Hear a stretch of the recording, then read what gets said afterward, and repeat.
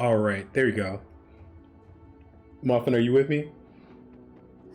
I'm getting levels on my end, so you should hear everything now.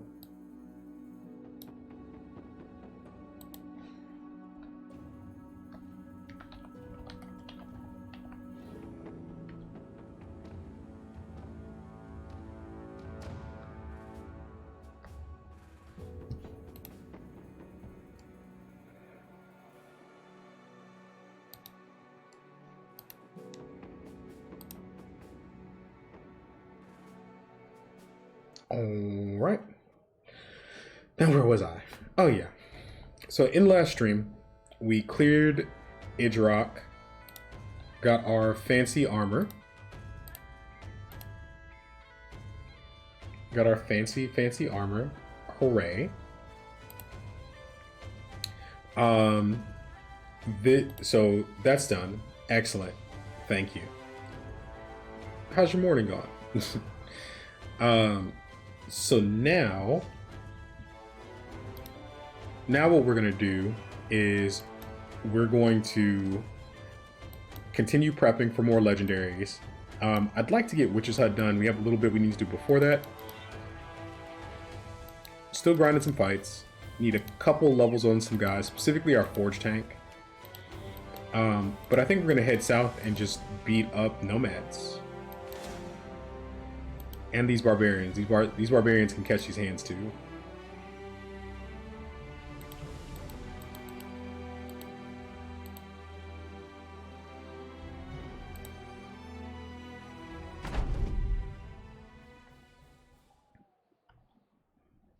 We would like to find Unhold Graveyard, but unfortunately, I think it's in Goblin Country. I mean, we could work on Goblins today to open up Goblin City. Now that we're at the legendary part of the run.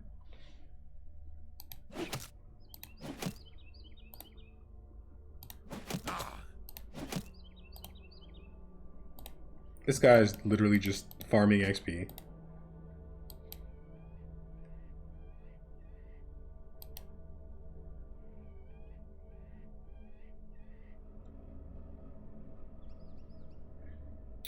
We're going to put Indom tank on Unhold.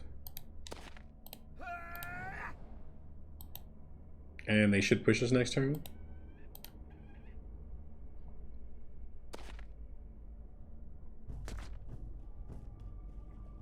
All right.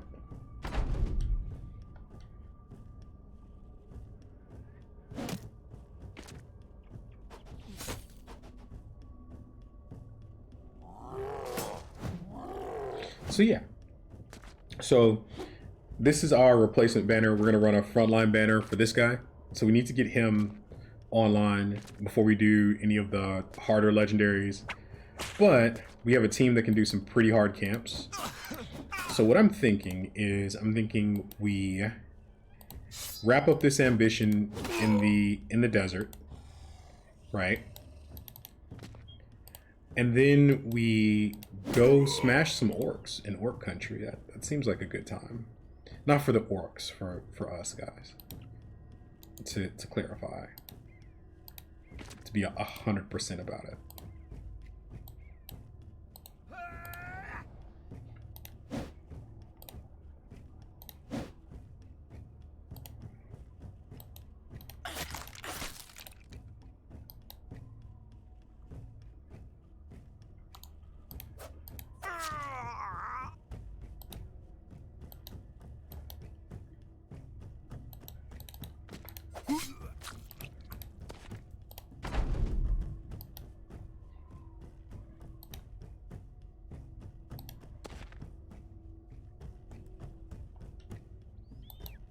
Okay. Let's let these things move and then do our thing. Hopefully we get the get a white fur from this thing. That would be pretty sweet for us.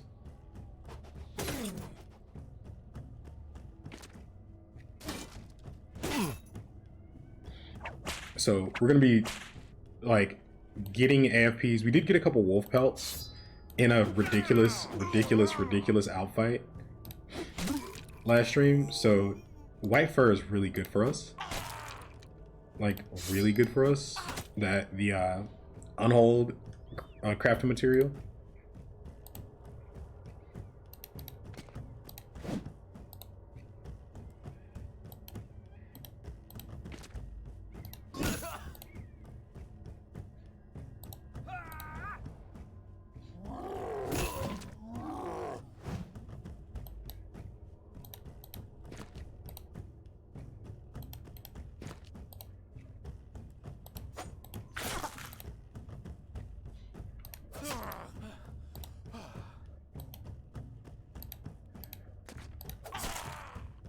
So the reason why we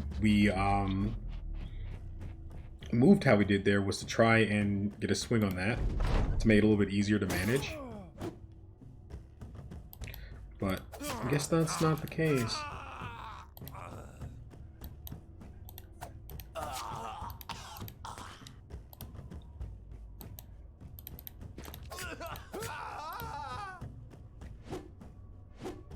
We don't care if the Whipmaster runs. We do care about getting this unhold kill though. If we whip for our attacks here, we just net him. Okay.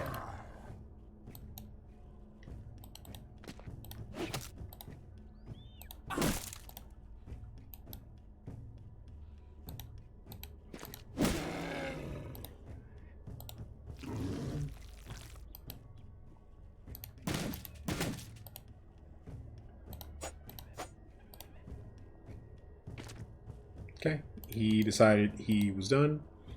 He did not want the smoke chat. Said smoke was too much for him.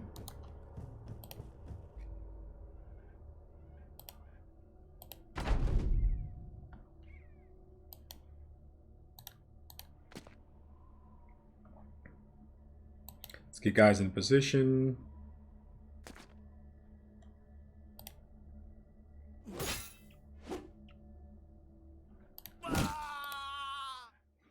It's weird. So we had these nimble.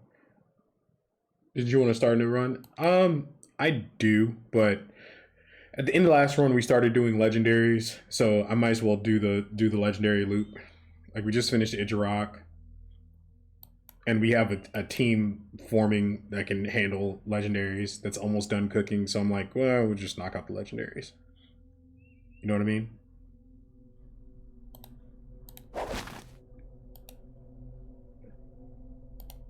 Besides, I'm just vibing.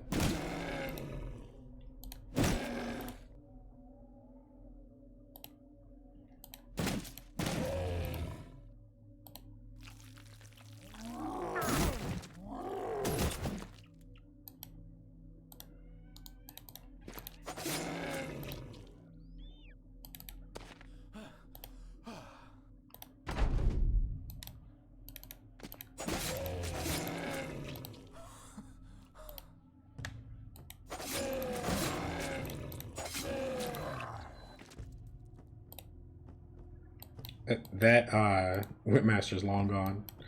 But yeah.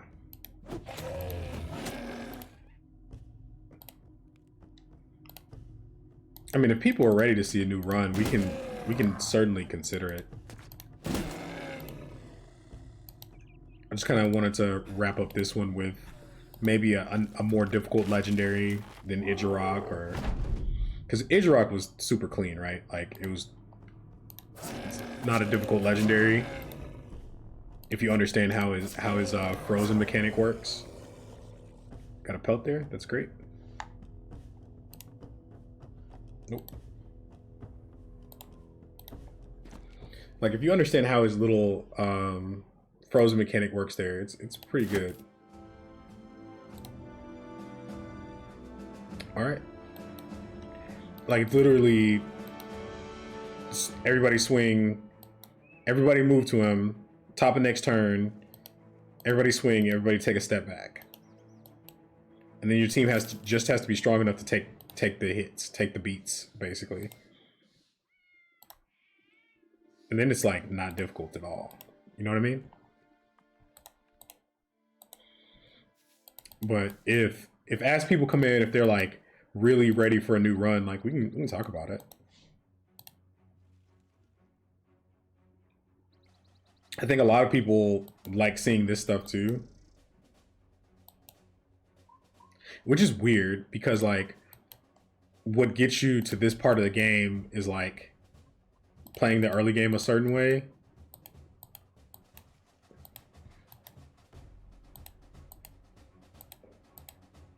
Which this is behind for us. Like I have another run I can show you in a minute. It's like day, I think 140, 130, and we're effectively at this exact same point. Maybe a little bit further because we have 2 forge tanks online. But it's just like, you know, it depends. I also think that if people don't see you doing this stuff, like giga late game, like doing crazy camps and stuff, they like don't necessarily believe what you're saying. Yeah. No, we're still rolling with this one. Nah.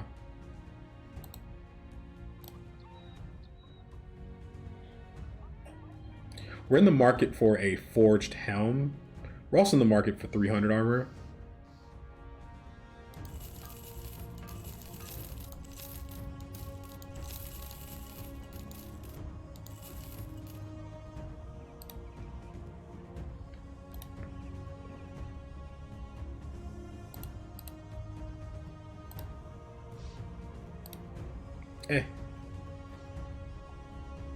Not urgent. If it was a coat of scales, maybe chat, but it's not. So, you know, there's that.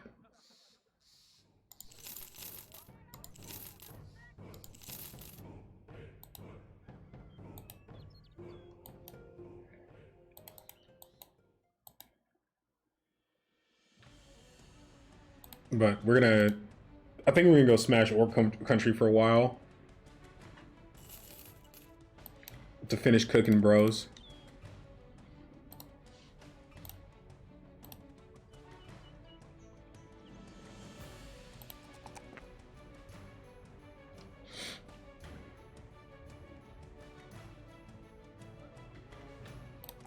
We know we're doing that. This one makes me sad. I think we're also doing this here. And then we go ahead and do this. Anything to make him slightly sturdier. Take the RDF there. And then I'm okay taking this one. I kind of just want to take this 4 over here.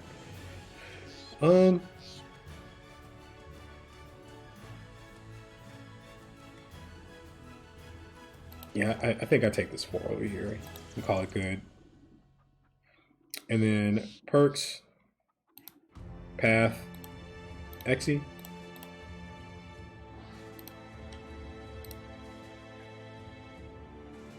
Okay. I will say it's nice that our near southern city has a taxidermist. That's like pretty cool and helpful for us.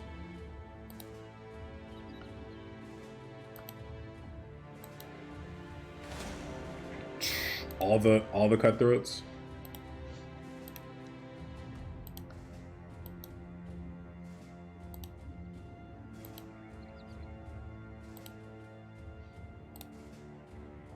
These fights, the trick is always making sure our food doesn't get away.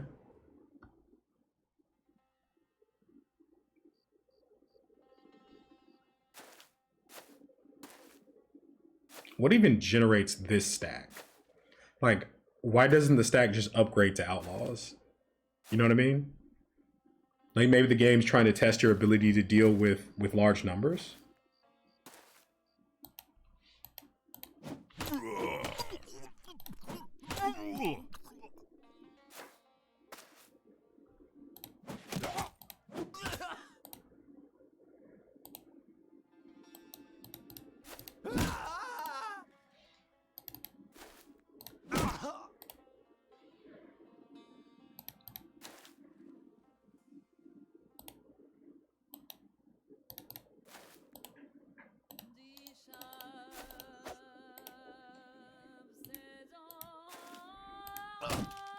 What up, Buzz Crew?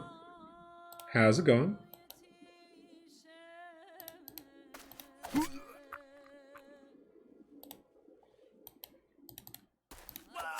See what I mean about our food getting away?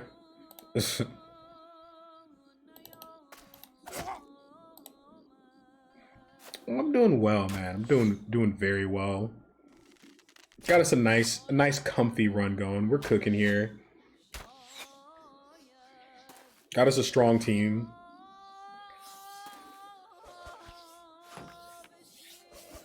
We had some recruiting trouble this run and a few difficult fights, but we got past it, and now we're rolling pretty well.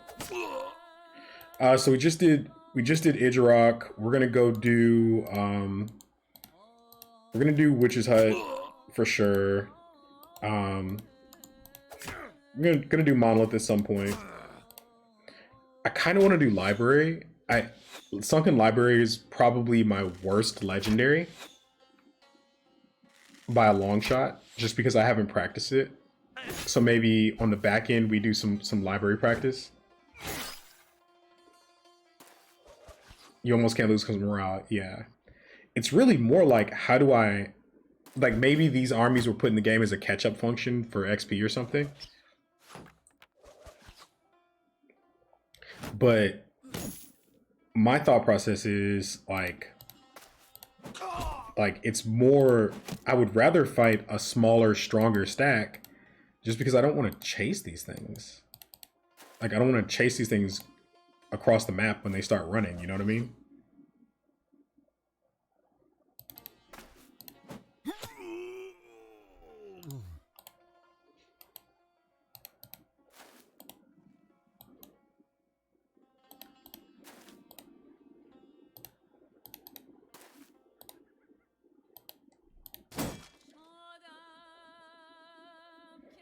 Yeah.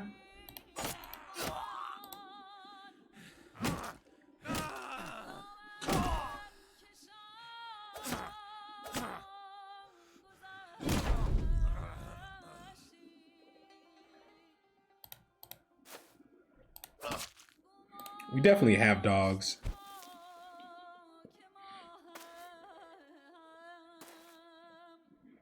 But they run before you even send them out.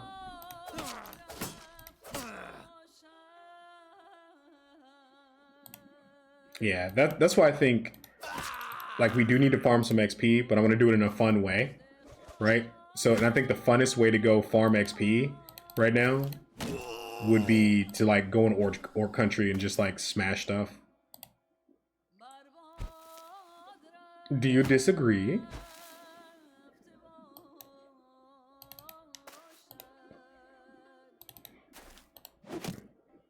Because I would do it in Barb country, but we were hostile to the northern factions for so long this game that, like, our sell prices are trash up there. So, like, there are fights up there, but there's no money. We have a pretty big roster, and so I just want to make sure we're making money as well, because we do have a few things I'd like to buy. Just a few.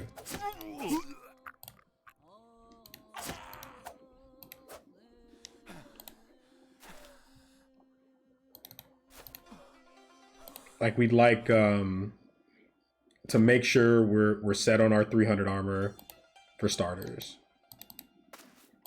We'd like to make sure we're set on our attachments. We're set on bros. Like, I shouldn't even be looking at the recruiter, but I am.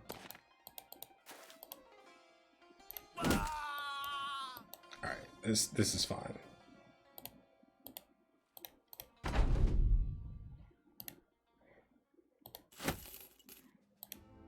Like, it was a 20 stack and 3 got away. Their weapons sell for a lot of money, and, like, I got a famed Katal out of an orc camp earlier. So, like, it's the goblin camp loot is actual garbage water.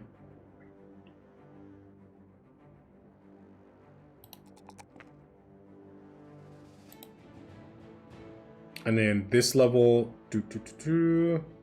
Steel bro.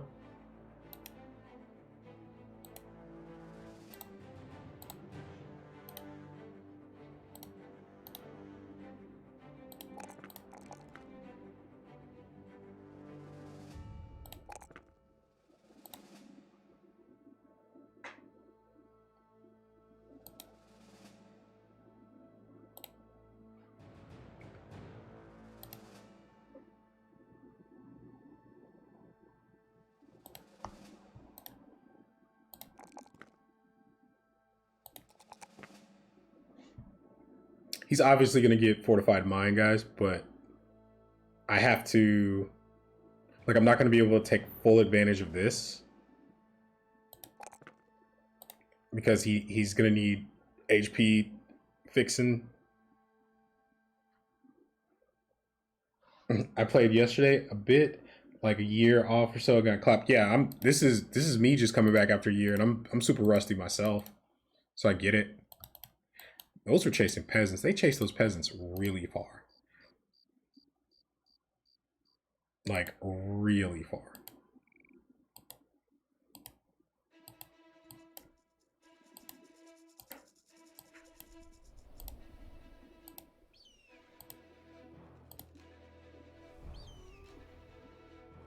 And I also think hiring the bounty hunter, getting some champion fights would be dope too, you know?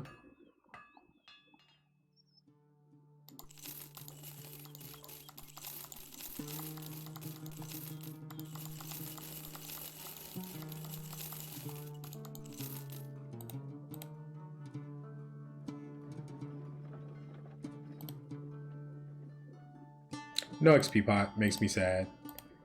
If we're gonna go to Orc Country, let's make sure we're stocking up on nets. Food is giga cheap. Let's buy.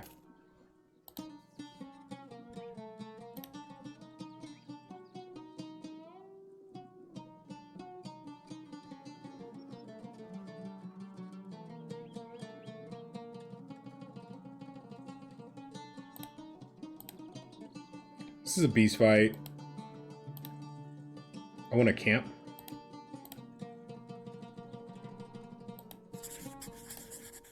This is a 3 skull camp, so let's see how rough it is.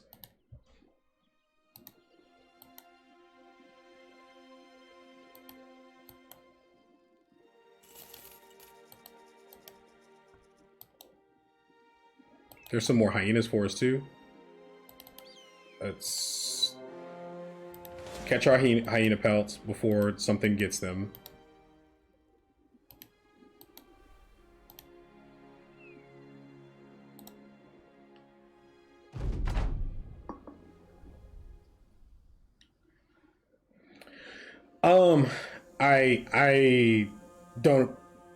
I don't enjoy it. It's not cheating, and in fact, I think it's an intended mechanic of the game.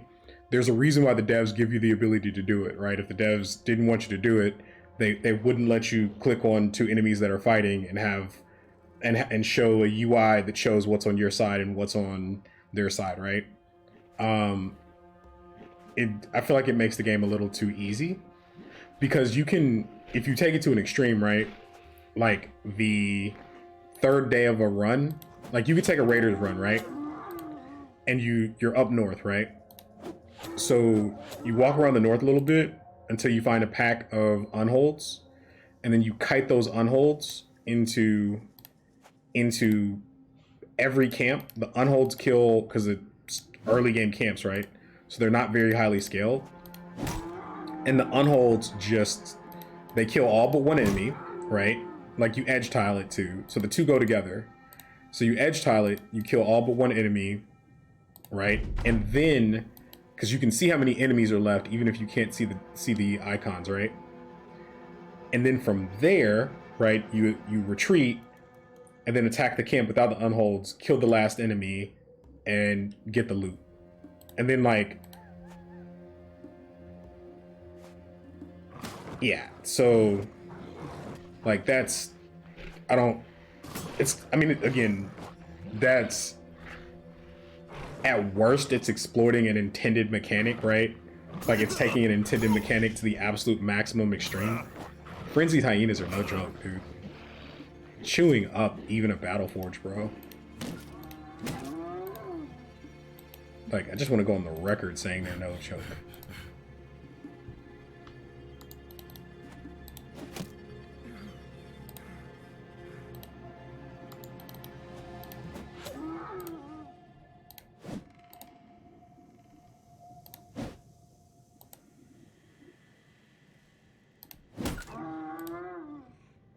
I was like, why is his hit chance so low? He's overwhelmed.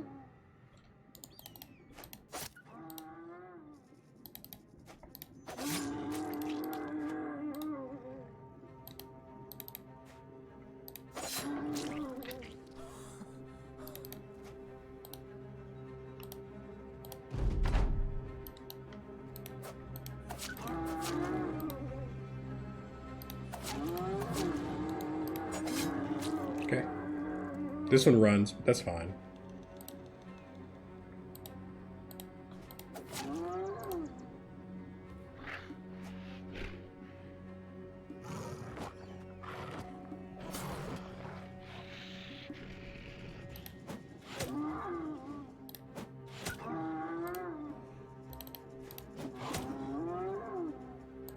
Okay. I agree with you since that the devs clearly allow it, it's okay to use. It's pretty boring to cheese camps like that, but it's sometimes fun when there's a chaotic three-way fight. Yeah, it can be fun. Like if you're just like creating a three-way fight, you know, for the heck of it. You know what I mean? We don't do it because like I'm gonna min-max it. Like I know if I allow myself that capability, I'm just gonna min-max it. You know what I mean?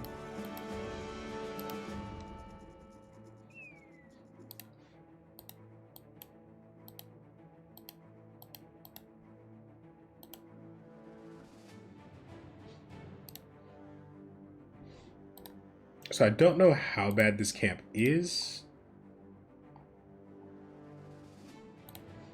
Do have a spare coat of scales for this guy. And everybody else is in pretty good condition. I think we used the net on an unhold. Yeah, we did. I want to see what I'm dealing with. I don't think we're quite set up to deal with assassins. I think this is fine.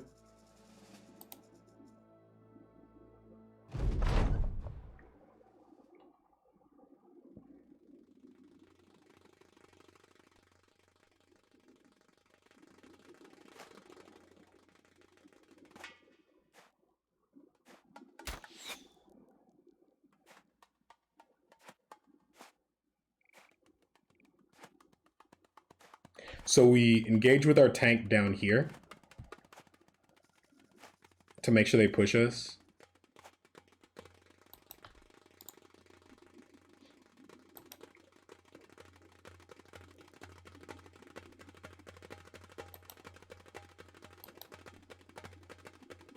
Seems fine.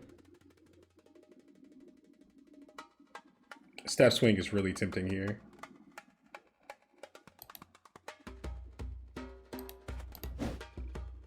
We tried it.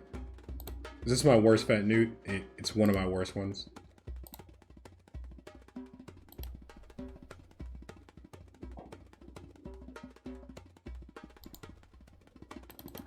I don't think we spread out any further than necessary.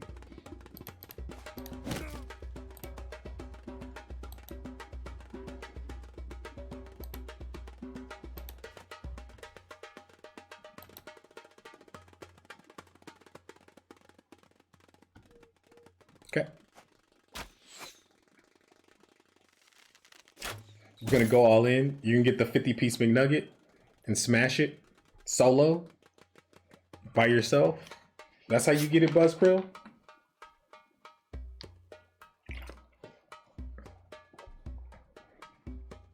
This is intern here. They should push since they're in contact.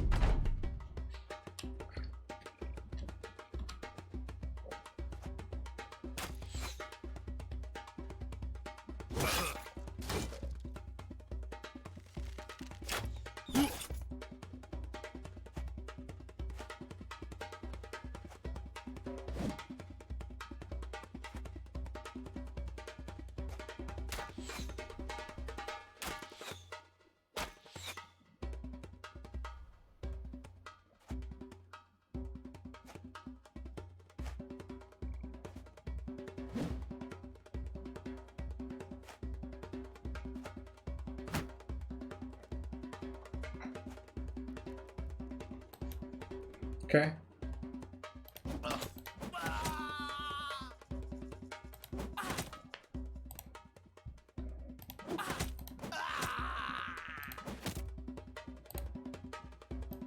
This guy can back off.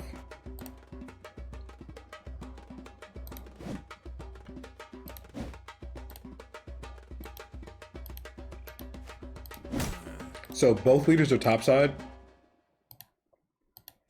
So I'm going to start making an effort to move combat power that way, I think.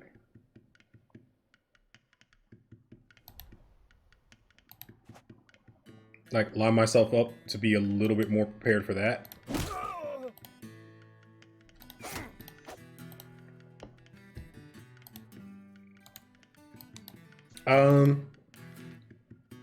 This should be enough firepower to handle this part of the fight, I think.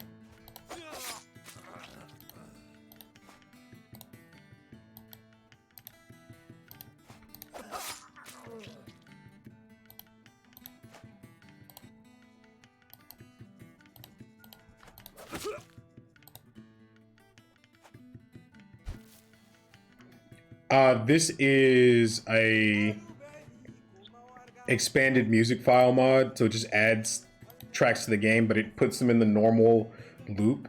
So every enemy has like 3 or 4 more songs. It's like 7 hours of music. But I have so many hours that like anything is better than just hearing the bass soundtrack indefinitely from now on, you know what I mean?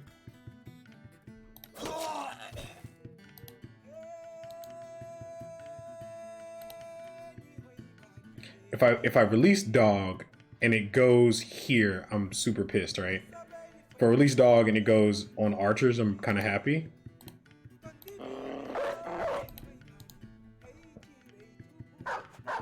Okay. It's going wide to get on archers, I guess. This guy steps and intercepts it, though.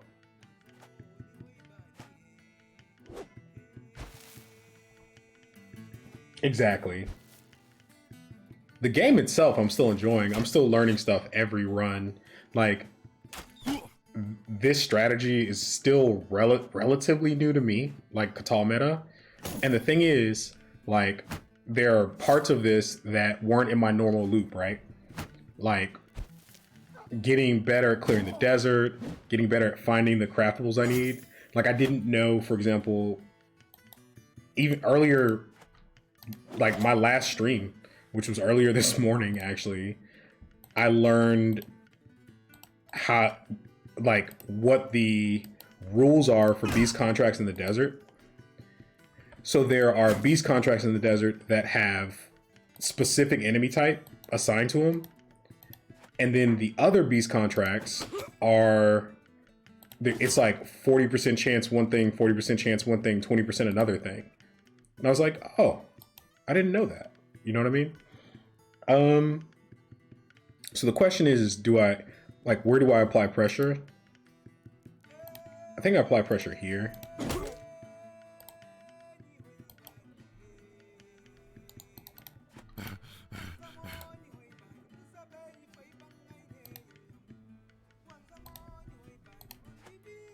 This Katal is kind of out of the fight right now.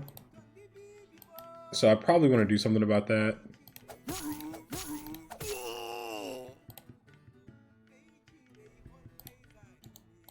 I probably want to start moving him this way at least.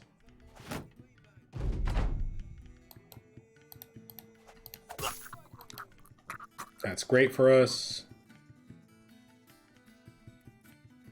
Getting, and even getting better at doing this, right?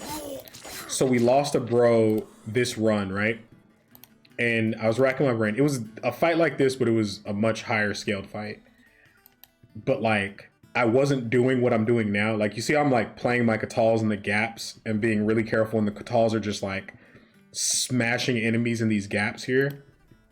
This is what right looks like for Katal meta. Your Katal bros are strong, right? And they can take a little bit of contact, but they're not, like, they're not mace snoots, they're not nimble tanks, they're not shield mace nimble bros. They're not supposed to sit in like heavy contact situations for a very long time. Like, that's not what they're for.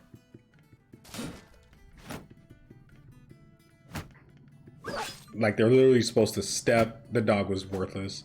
I wanted it to get on the archers and it didn't. Dog was absolutely worthless.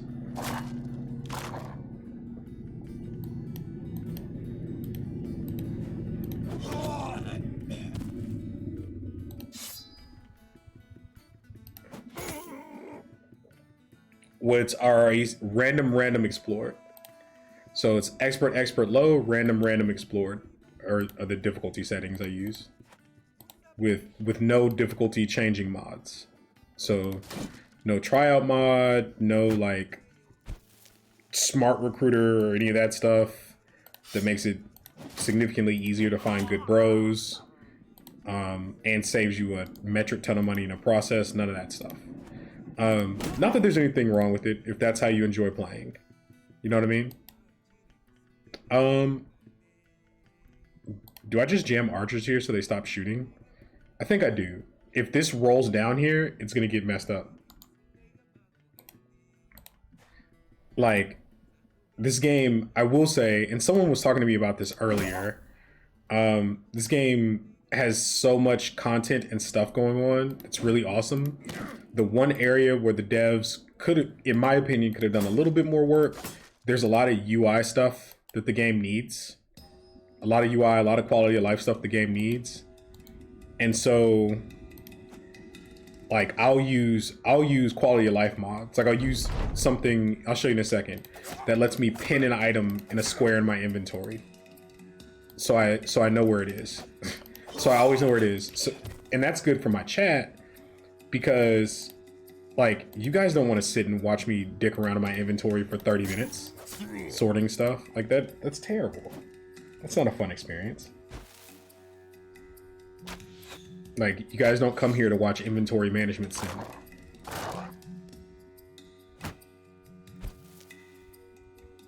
Actual waste of a dog.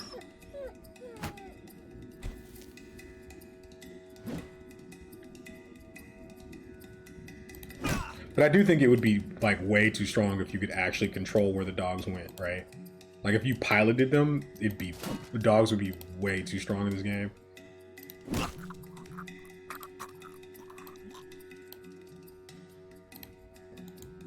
There's a table right here. So I guess I have to step, swing.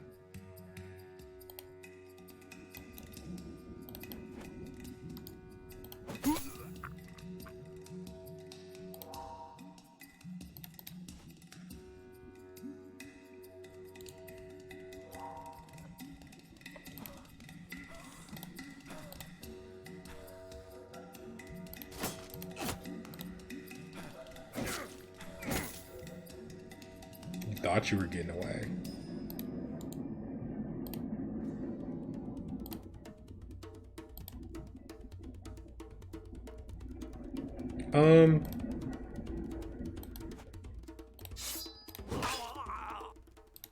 This works.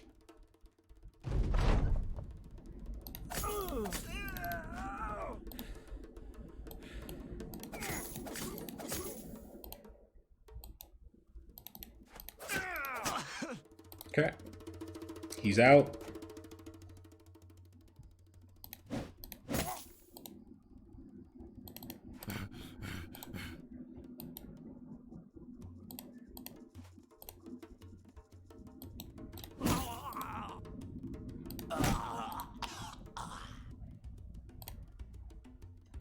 And like, this fight looks easy, right? But it's like, if you miss management, you just get destroyed.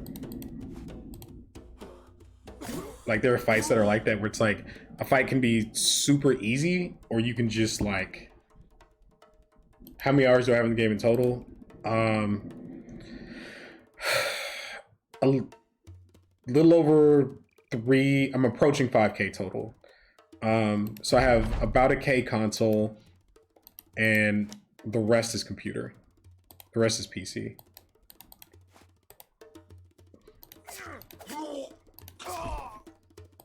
Because when I would stream, when I was streaming a lot, like a year and a half, 2 years ago, I would stream, and then I would go do like fun runs or testing.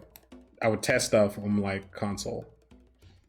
That way I could be in a different room, be more comfortable, all that stuff. All right, this is done.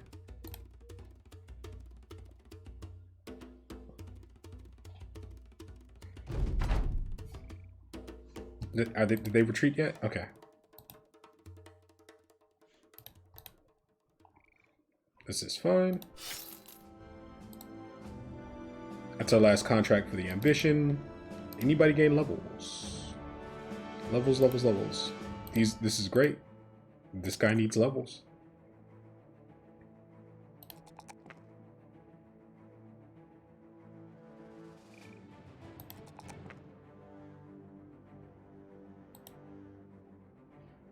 All right, and probably, honestly, probably making this his lone wolf level.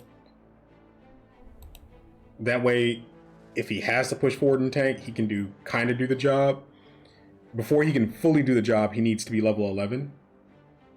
Any advice for Goblin City? Go in at night, bring 12 dogs. Bring 12 dogs with unhold collars. Oh my god. That is an actual hell no. Bring, hang on, chat. Let me juke these snakes real quick. Bring 12 dogs with collars, go in at night. Kite shields are great. Make sure, like, you should have the Goblin Charm ambition done, but whatever your method, whether you're using a Giga Super Archer to deal with it, or you're using Anticipation Bros to output damage that can move into more dangerous spots, whatever the case is, Kite Shields on the melee ones works well. Kite Shields plus Knight helps a lot.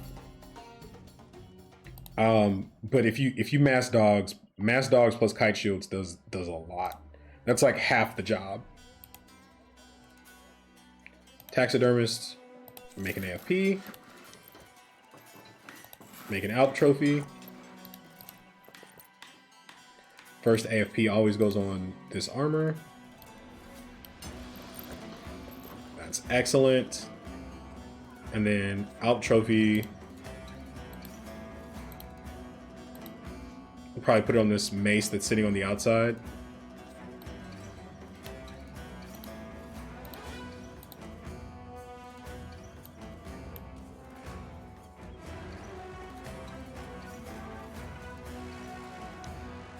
Yeah, all that looks great. And then let's sell. So yeah, so I can like favorite something. So you see this net is here. See how I have 4 nets. Then when I filter again, now it's up here and it's pinned. Like that to me just makes sense. Being able to do stuff like that.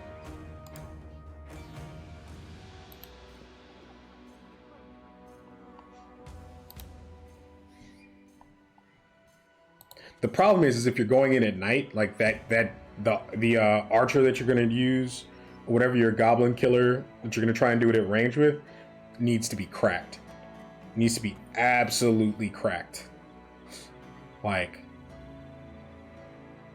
just understand that part of it. XP potions, nope. We checked that, so no. Was there anything else we wanted to do here? Tools, ammo, food, and then we go into Orc Country. Let's make sure we have enough food to be out for a while. We're gonna get strange meat, but still, let's make sure we have enough ammo to be out for a while. We wanted to sell.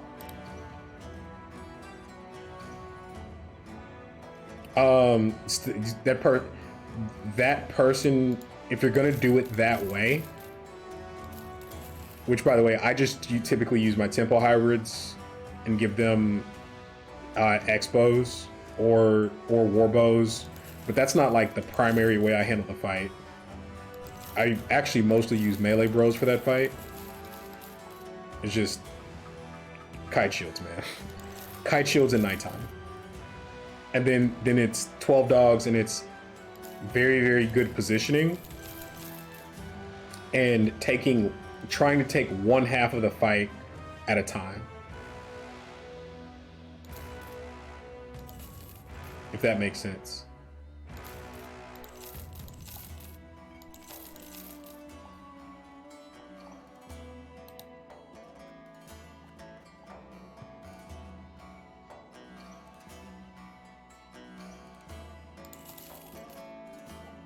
This should all be fine. That also completes the ambition for us. Any more net, like a net with legs or something? No? Oh, yeah. So, like, Wardens, Wardens, unironically, if you're planning on doing Goblin City, you just level RDF a little bit more on them. The Wardens, unironically, do very, very well. Okay. Complete that ambition.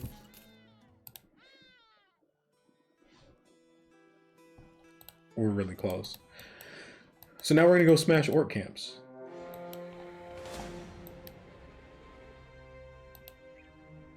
Does this run or does this fight me?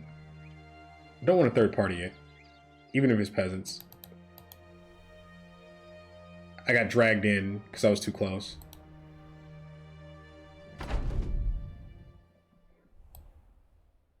Rules are rules.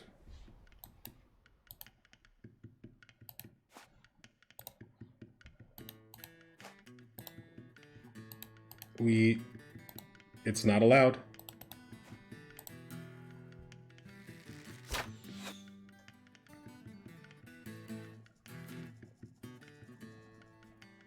The peasants probably just get in the way anyway. The peasants probably just sit here and give them confident morale. You know what I mean? Like they're all about to break, and then one of the peasants tries to run up. Oh no, they just suicide in. So the peasants unironically make the fight harder.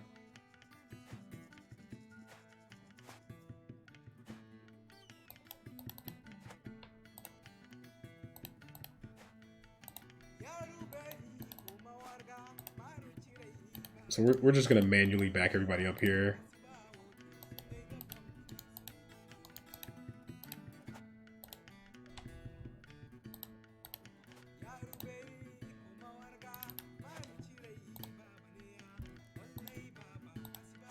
That's everybody. Yeah, we're not allowed to third party, so.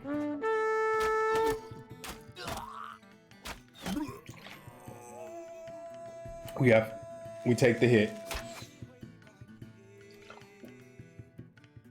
These things happen. While this retreat is happening, I'll be right back.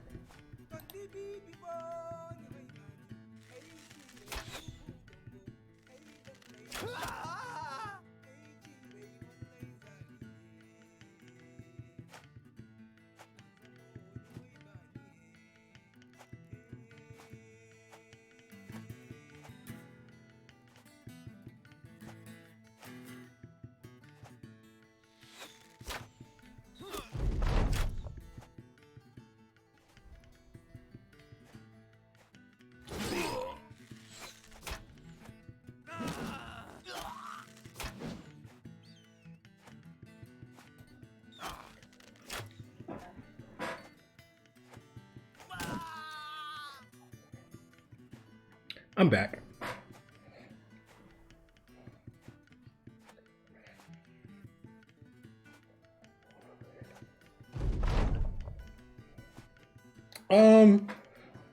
I don't know. I think it depends on the team comp and how much RDF I have. And full disclosure, Goblin City is not my bread and butter fight. Monolith is. But I don't anytime I've attempted it, I've never had an issue with it. Like, Knight just solves that problem for the most part. Well, most of the problem. Knight and dogs solves a lot of the problem.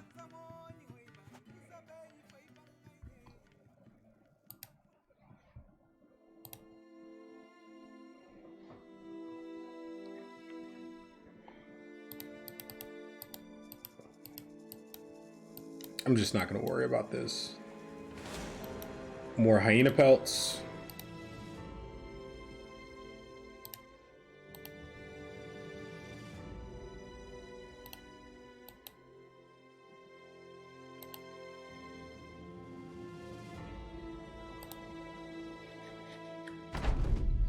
And some strange meat for the road.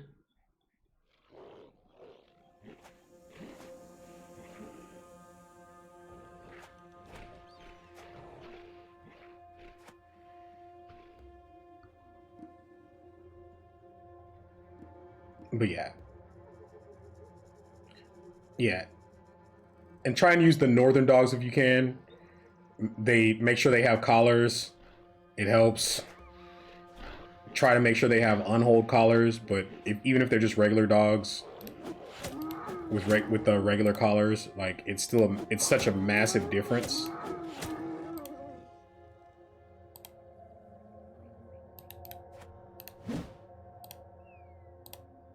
These aren't frenzied, so it should be relatively fine.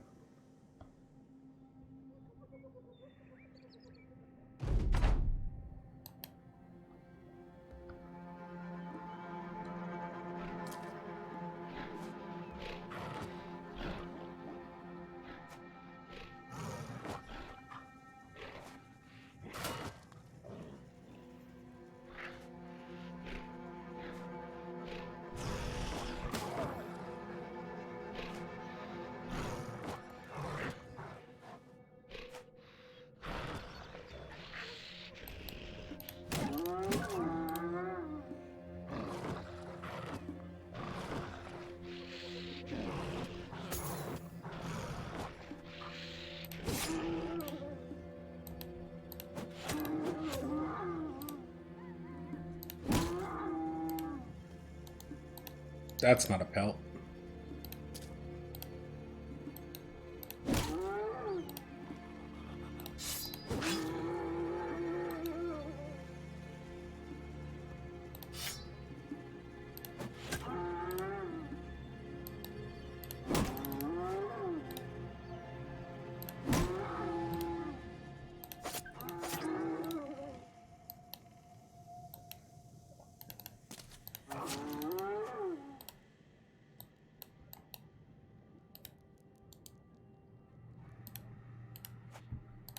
I know. I stepped into a low ground tile. It gets into me. I know. I know. Don't at me, chat. I know. I know. I did that. I don't want my high-end pelts getting away. I don't care.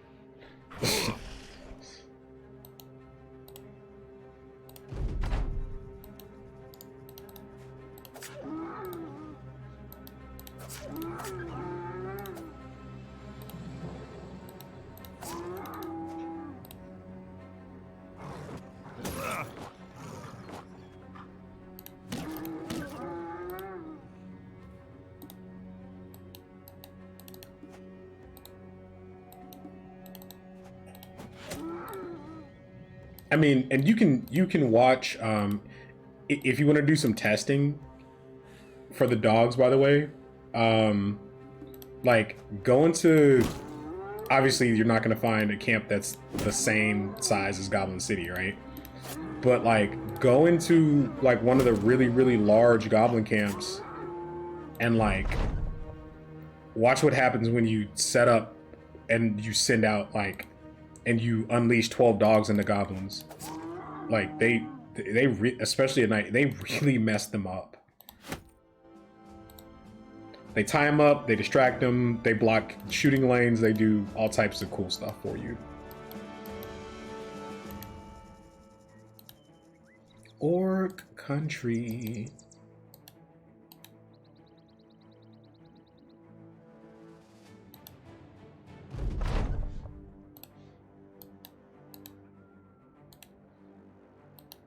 I guess we just bust fog.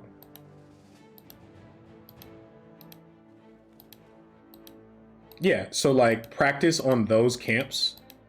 Bring in dogs. Oh, we found monastery. Let's go.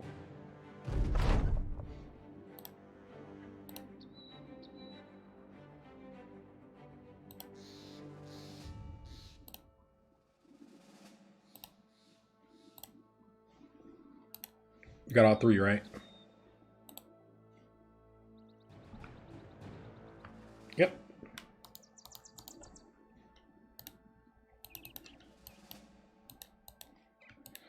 So it's funny doing this run and like remembering all the things I did for like speed clearing or win streaking.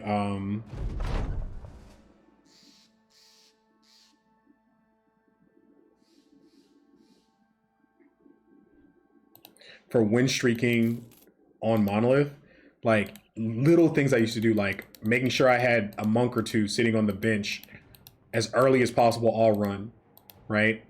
So that I had monk events to try and get the holy water. Let's to try and get one holy water. This is fine for us. We don't have a banner to deal with the screams. Dang it. I forgot we're still training our banner. That late banner loss that we had without having a replacement ready hurts.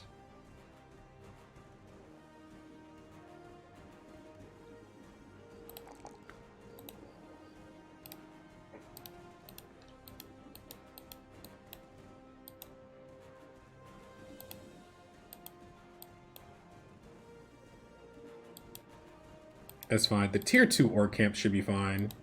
And like if we catch that after it releases a party, we still fight it, right? So wherever those orcs came from, we'll fight that. And let's put a XP pot on this guy.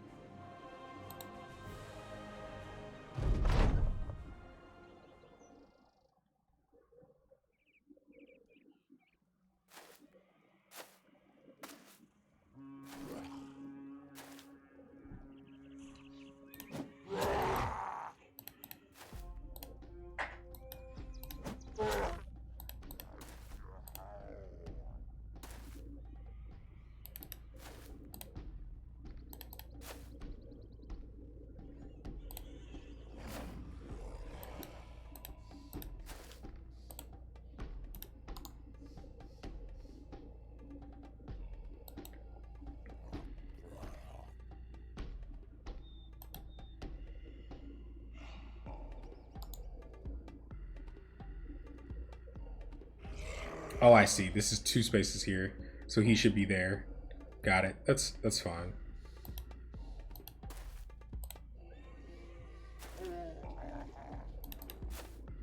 Not gonna make a difference.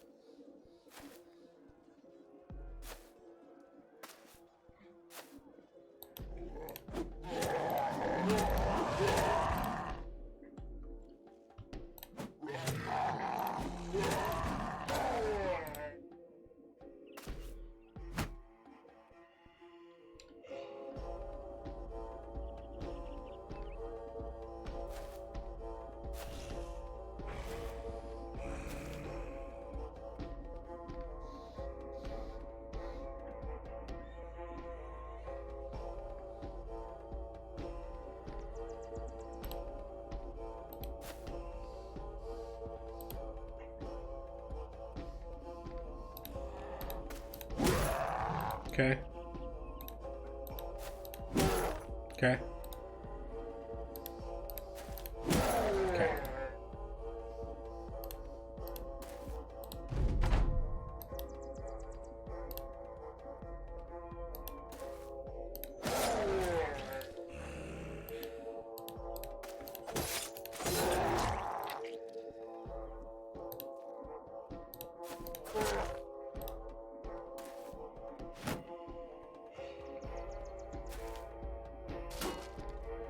Easy enough. Hit the old end on button there. You just stay out of the way. Don't get hurt.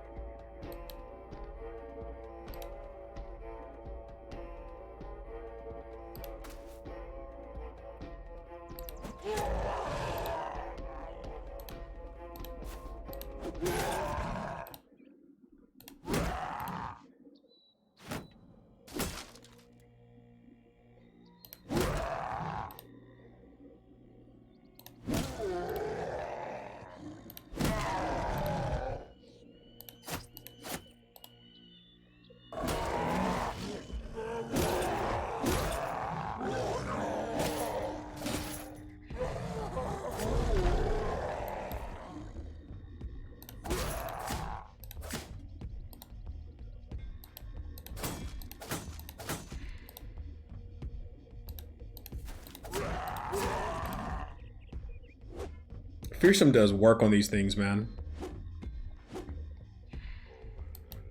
Even without the mace newts setting up the death blows, like the way I was killing these orcs early game, I was just puncturing them with the rondel, like, and they just fell down.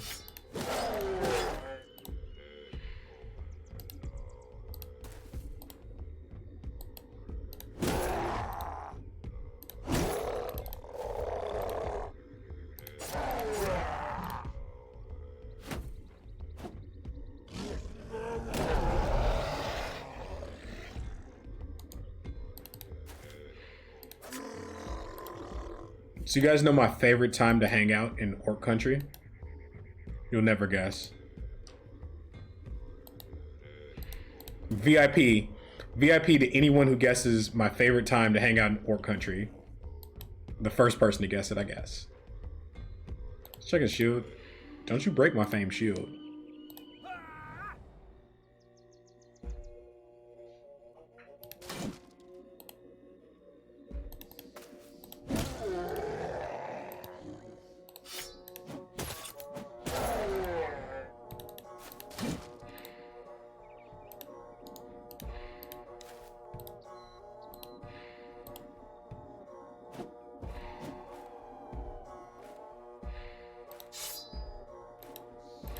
Nope. Good try. Anybody else gonna take a guess at it? It's not stat based.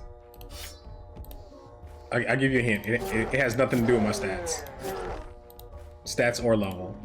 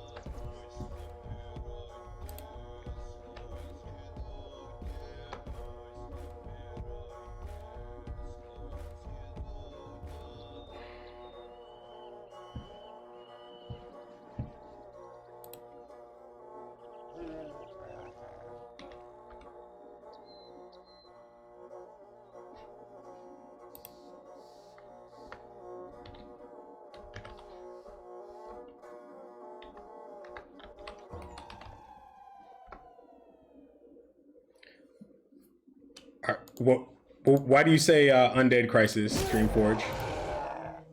Just curious. Just curious.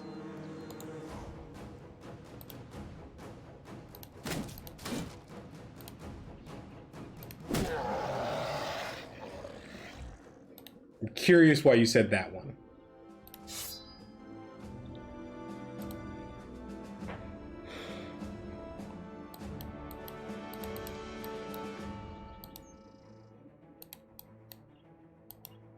It also helps that we're looking for Monolith right now too, right? Are these things like actually coming off stream?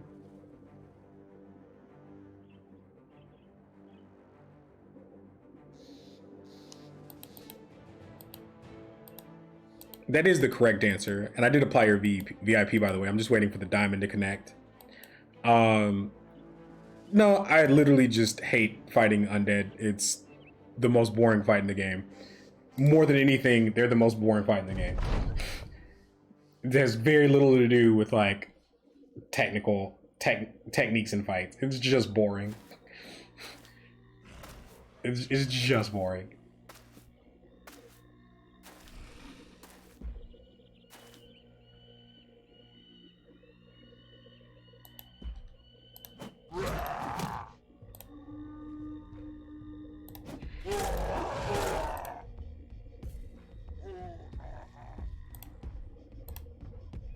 I'm just gonna tank the charge and step in with Katal's / kill stuff with throwers. I don't care.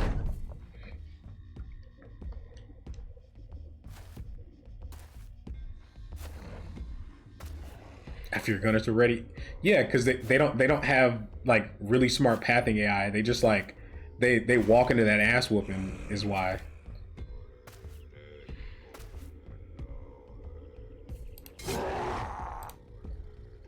Like they just take that shit.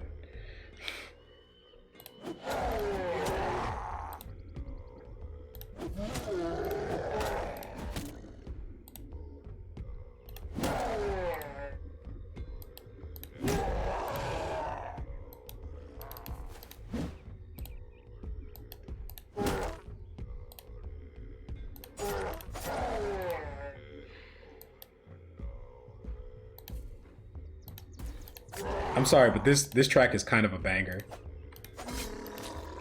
It's kind of a banger in a very subtle way.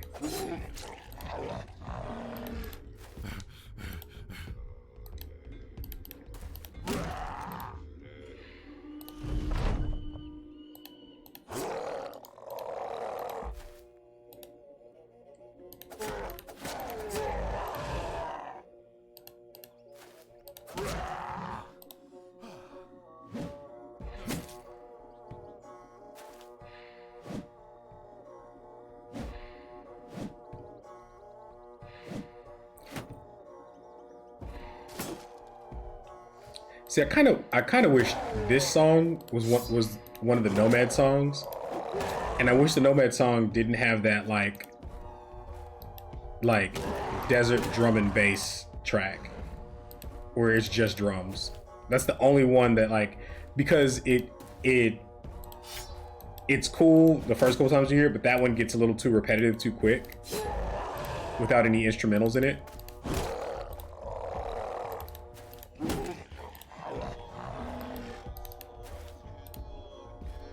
But I could vibe with this one for a while. Also, this is the first time I fought orcs with the expanded music library, so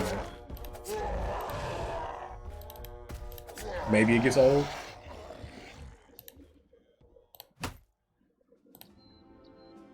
All right, where are they coming from, chat?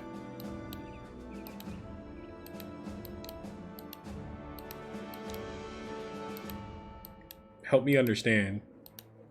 Also, any camp this far from civilization should have a busted fame chance.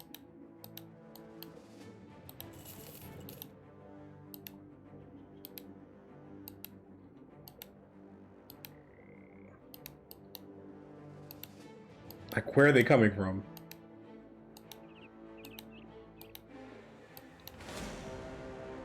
Scrats. Y'all like that hard pivot? The second they popped on the screen? That was the nom good. I shouldn't even be hanging out in this neighborhood. We can do this fight. I would prefer to do it a day. I would really, really prefer to do it a day, though. Because we have range superiority. We have to burn down the warlord. Because we don't have, I mean, I guess I could give us rally now.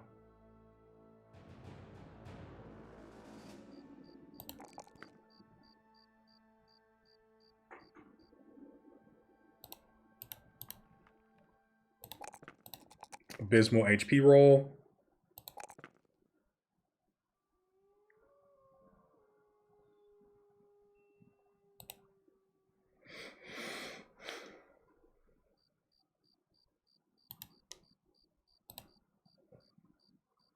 This is literally just so we have a rally.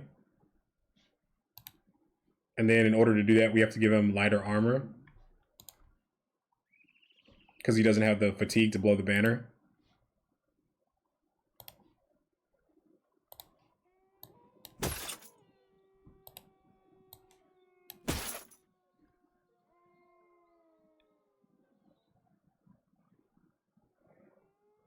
Okay.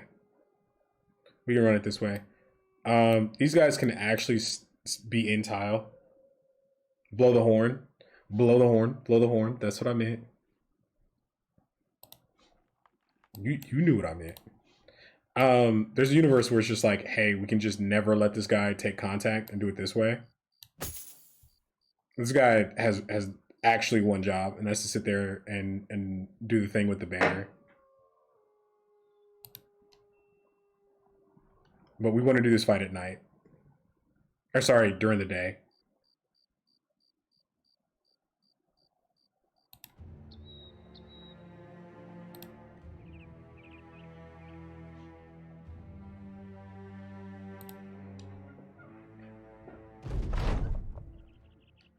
Oh, there's nothing here. There's nothing in this camp. What?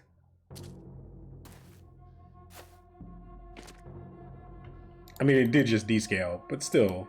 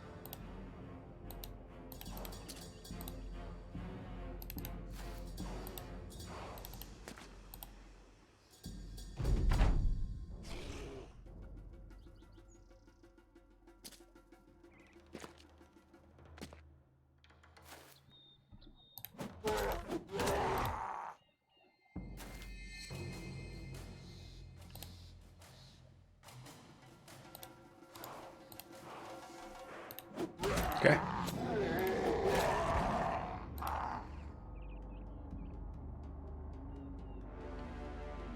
See where these move?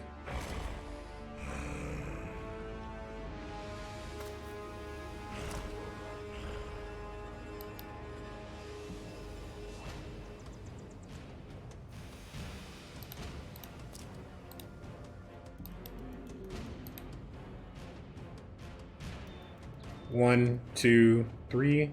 No. Yeah, I actually think it has to be like that.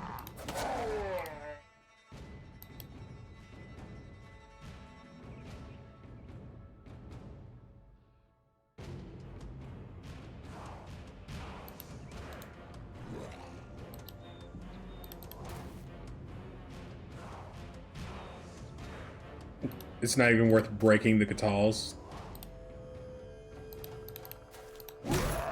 on these guys.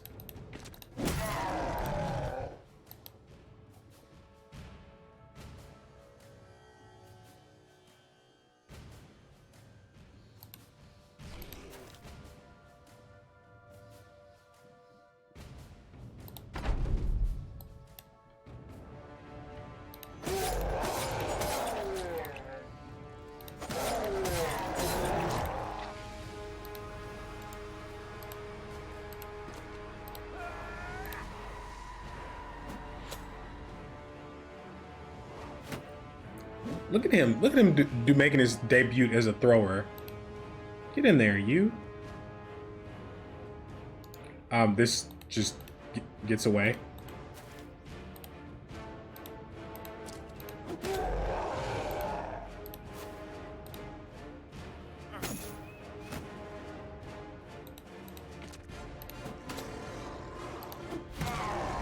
You know, I've never done it, but I just realized it's got to be miserable if you have to, like, retreat and try and get off of one of these hills in a fight that you're losing. Y'all know what I mean?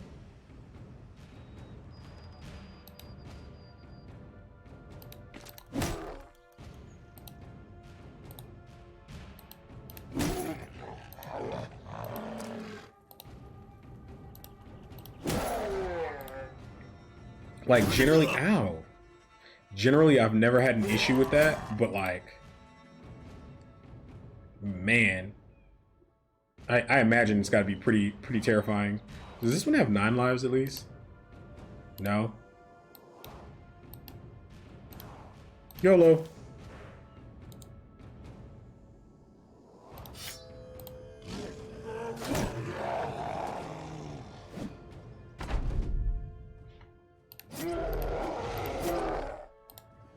Tried it. No, I'm not daggering from him from his armor, chat. I'm just trying to get resolve checks. I know someone's like, I was like, this noob, he thinks he can get his armor. Little does he know. It's like, nah, I know what's up. I know you can't get it.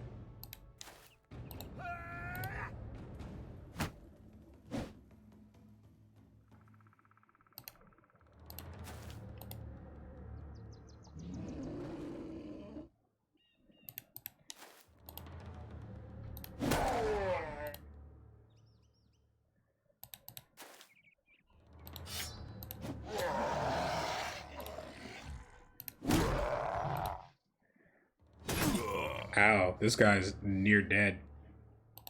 He does have 9 lives, right? Oh, he's not fully leveled. That's terrible. Well then. Remind me to be careful against these things.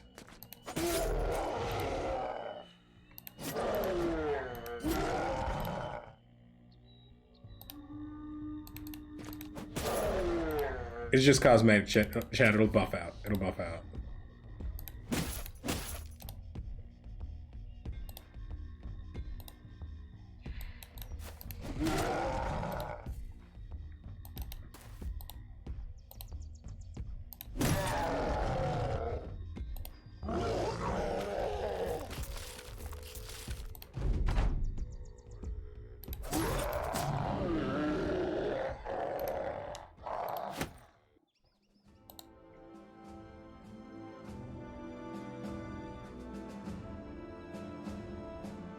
Where's the mod that allows you to play as orcs? I wouldn't be shocked if you could do something like that in Legends. I'm not gonna lie. Oh, that's what happened. He ate a straight up headshot from a mansplitter. I should have checked the percentage to hit on that. That's fine. Well, not like we don't have backup, bros. You rest up, buddy. He ate 100% of a mansplitter to the face. That's why he's so jacked up, chat. And everybody else is in good shape.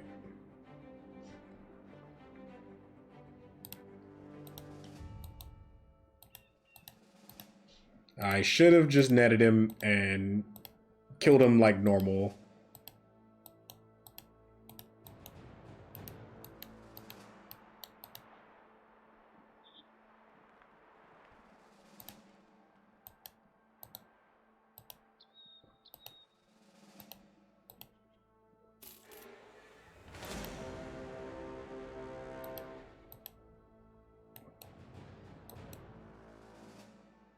Also, finding monolith would be really helpful. Or out here. We gotta clear around it anyway. These things are pretty active in terms of sending out patrols. And so if you still have to explore around a camp, like you can always just keep an eye on it, because it'll push out a patrol, and then it'll descale, and then you just fight it then.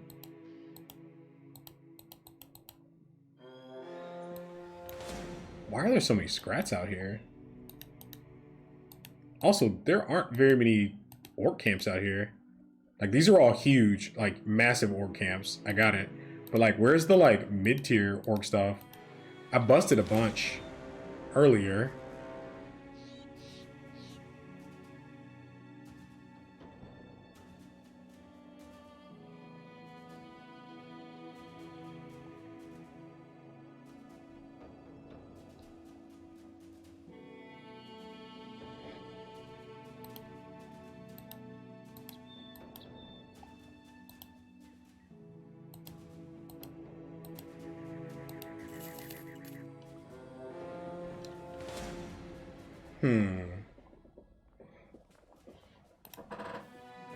How do I feel about the Sea of Tents fight?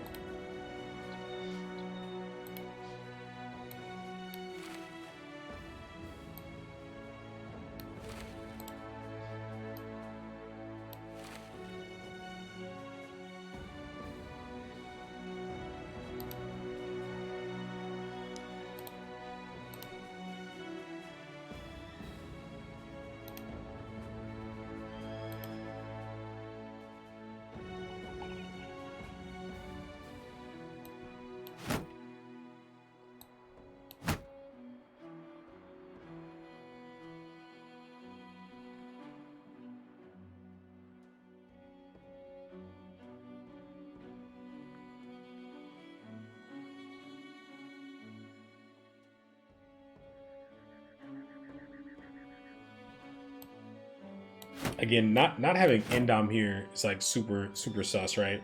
We could sacrifice a Nimble tank to the Void here. Like, we're okay if this tank dies, right? So I think we put this in. Because we're probably gonna need to tank some of this. It's probably okay. That said, we also really want to level this guy.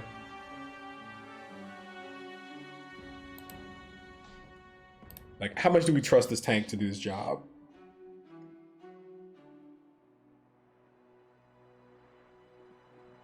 So we just need to make sure he's on Cleaver Orcs and he's like never in any danger, right? Is the thought there? This is probably fine. Question mark, asterisk, question mark. And then we go with a Nimble tank on far side. Okay. I mean, we'll yeet into it, and if we die, we die. I don't want to just avoid fights. Make sure we have everything.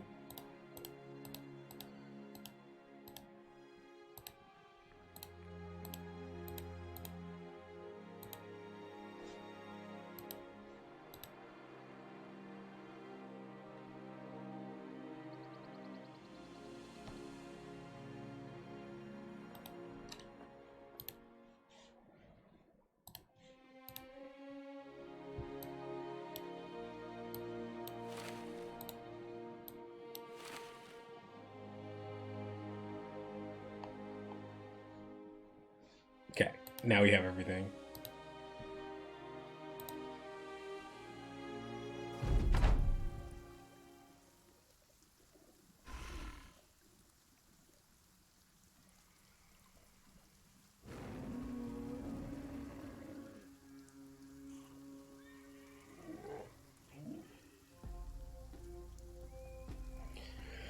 This is a lot of orcs. This is a lot of orcs. This is a lot of orcs.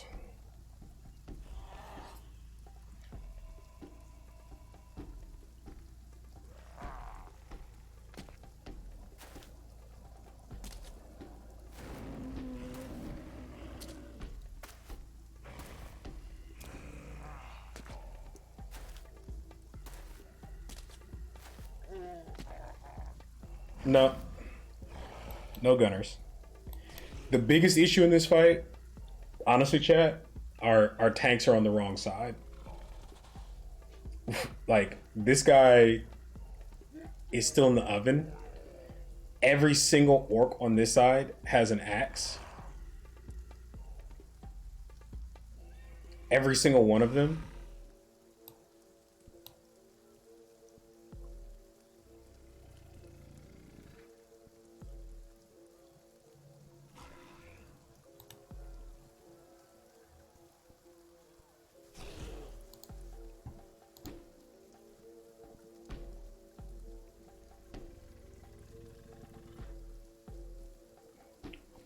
So this is fine. I just need to get this tank into a better position.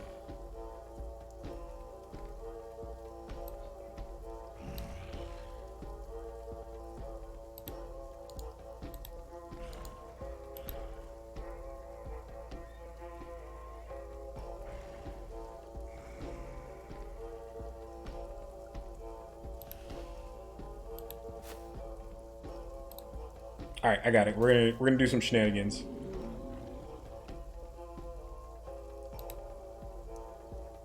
Just roll with me here. You'll see what I'm getting at in a second.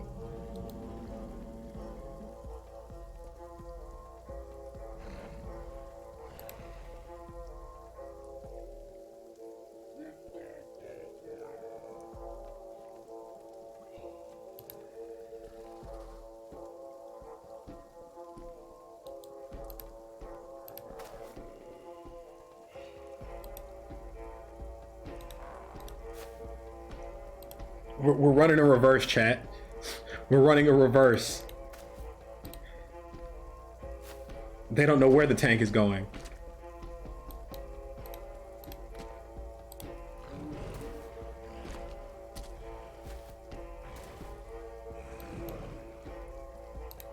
Yeah, so this tank needs to be up here into the cleavers. All right, chat.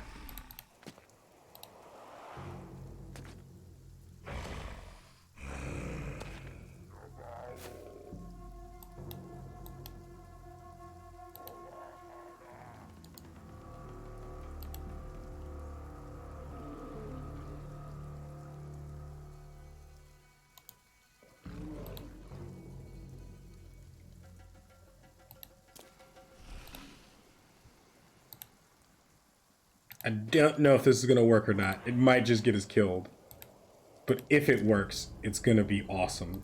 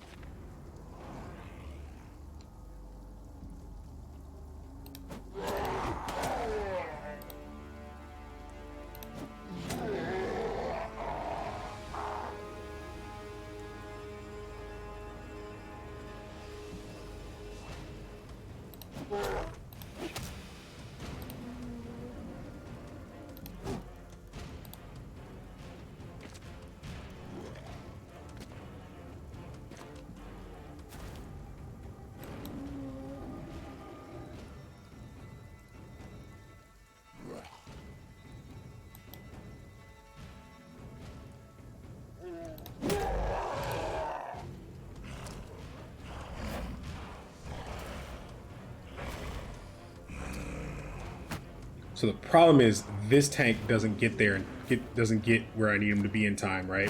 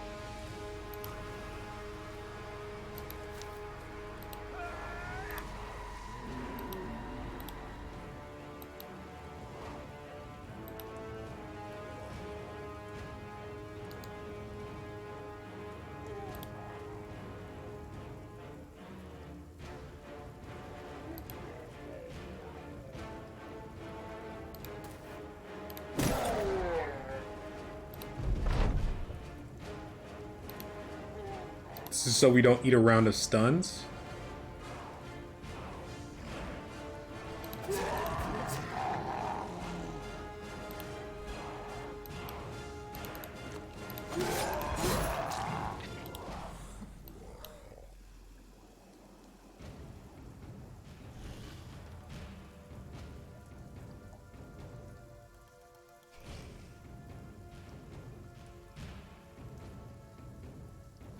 $31.30.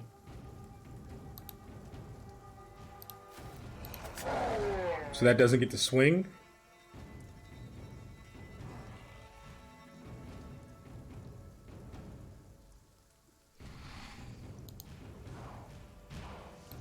Let's tie this up so that it doesn't get somewhere I don't want it to be.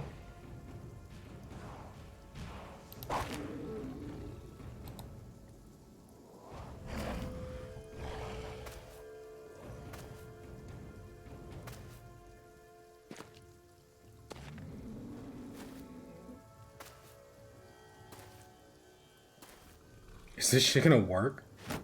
I think this shit's gonna work. It might.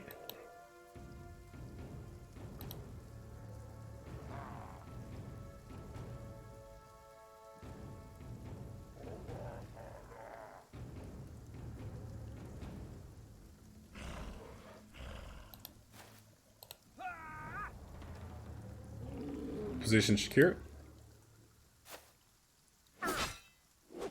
Ow. Getting hit by regular orcs is not a part of the plan, trust me. Stunned anyway. That stun is brutal. Action economy is like super, super important here. Action 5. Action 16.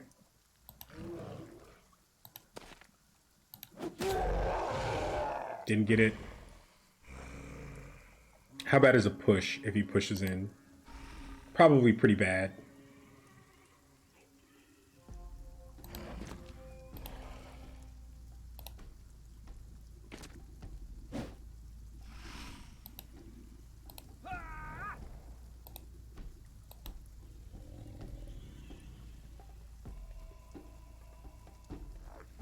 So this doesn't want to step. We actually want to step in here. Because this has 1, 2.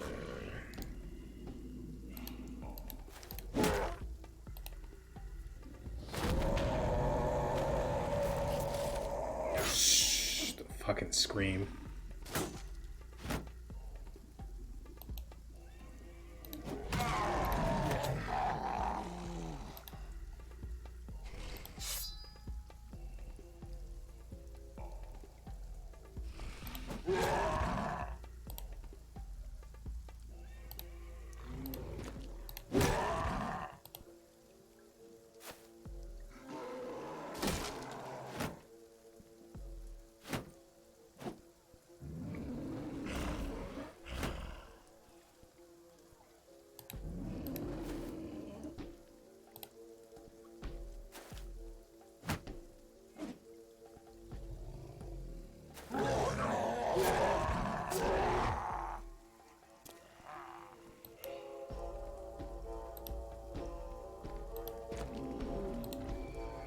Hey, let's go. Mr. One Job did his one job. Okay.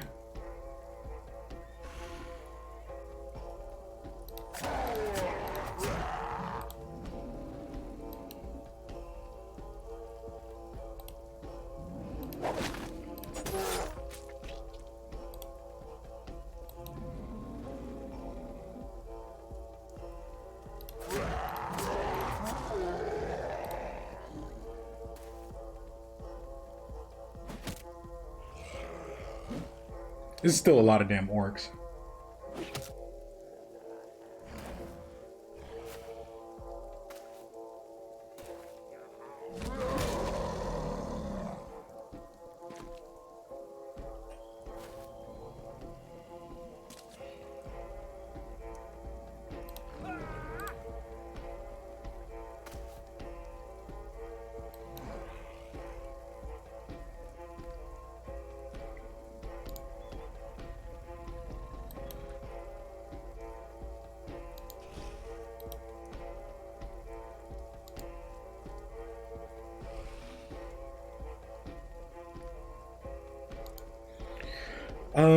I need to kill that berserker.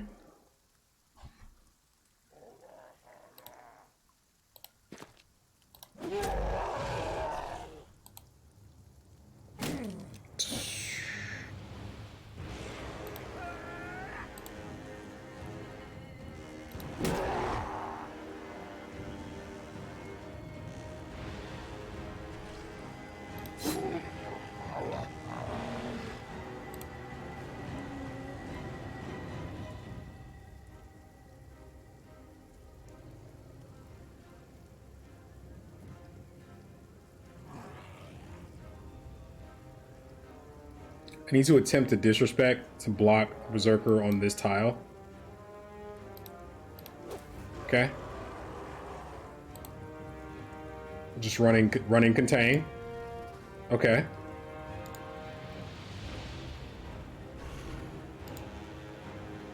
He acts in 1.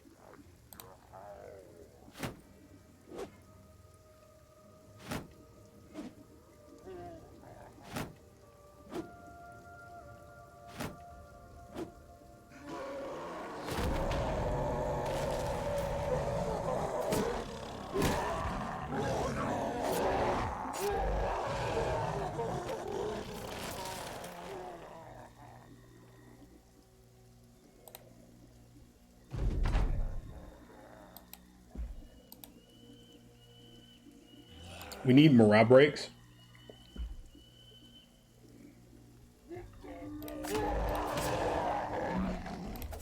Like, that's how we get out of this fight.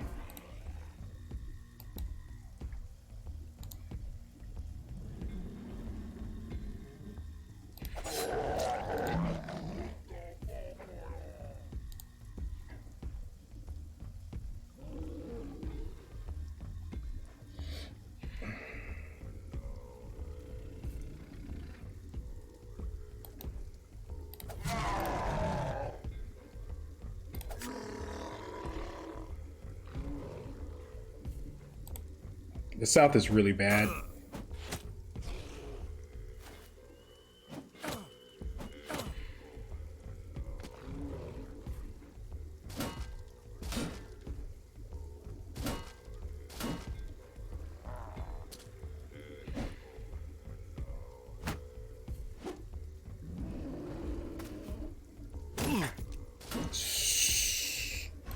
I think that was the last one, though. I'm hoping.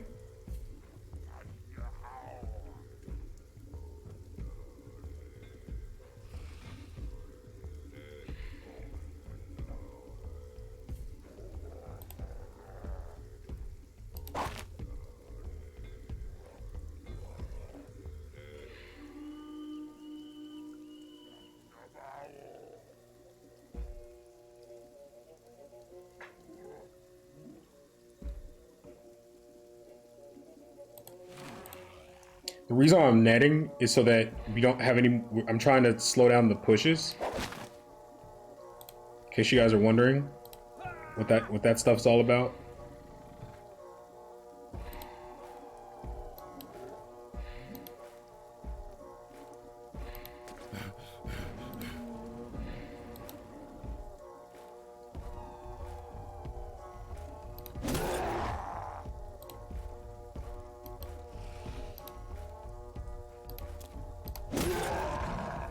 Okay. Yeah, this is a spicy one. We might wipe here. The screams were really rough on us. We're like hanging on by a literal thread right now.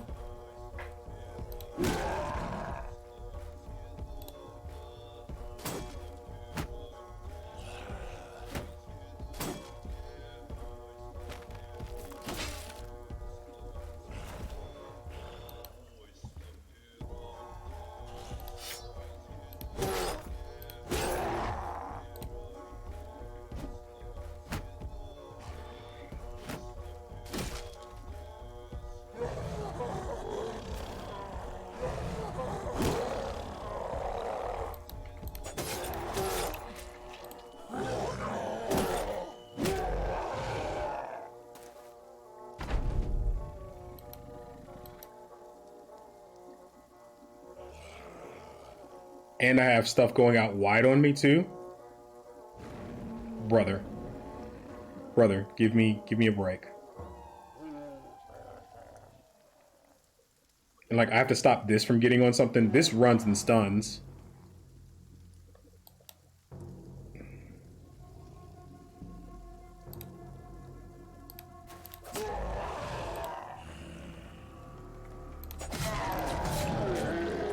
Okay.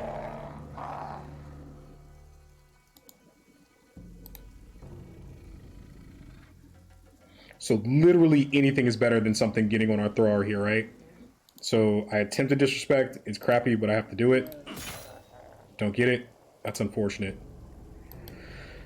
Here. Yup.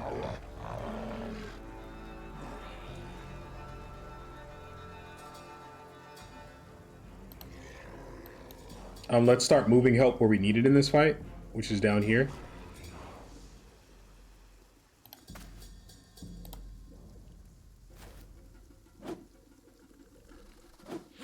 Ow.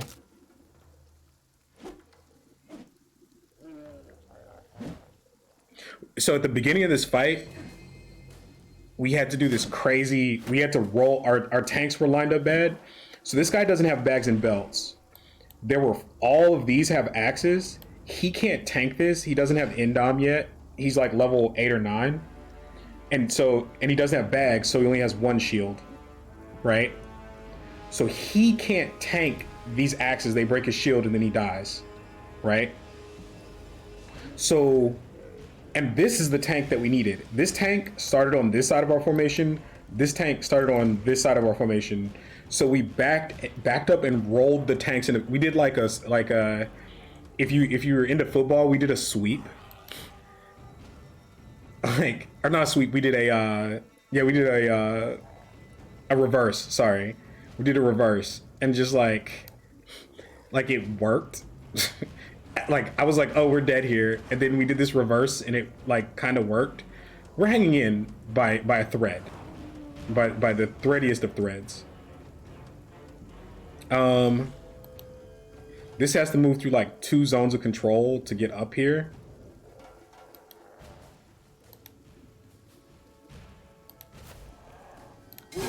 Okay. Ow.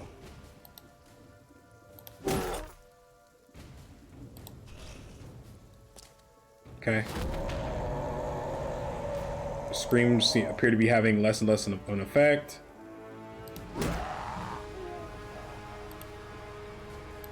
That first scream was tragic for us. Okay. Keep working. Keep working it. Work the plan. Don't let the plan work you. Okay.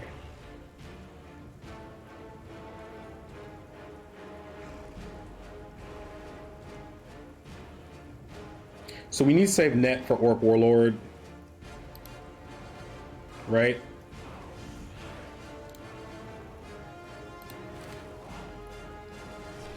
We want to keep this like this kills this. This steps across and starts swinging here. He can't because this guy has to move so that we don't get pushed here. So, what does this look like? This guy acts in 2. So we know we can't be on this tile because he'll push. He'll push through. Unless we net. And we don't want to use a net, right? So I think we do something like this.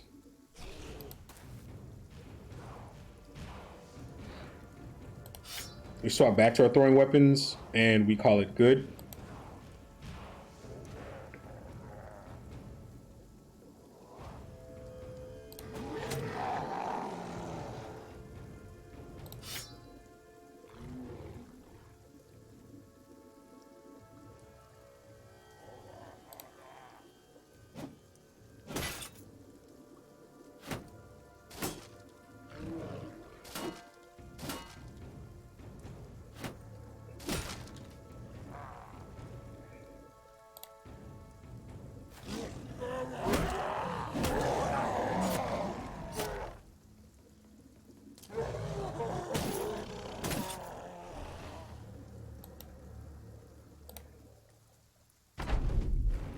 Okay. Let's get that out the way. Okay. He's gonna recover 15. This guy isn't gonna be able to end on this turn, so this has to move so that we don't get pushed.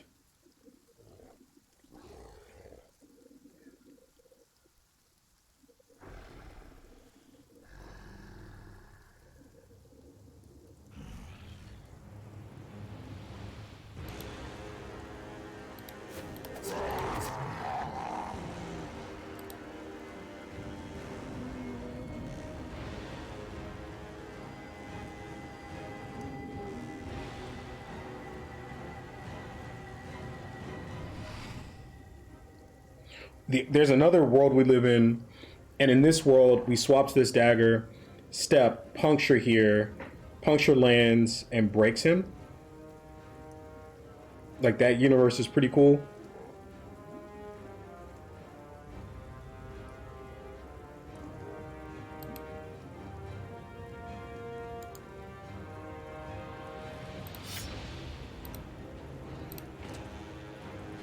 Okay.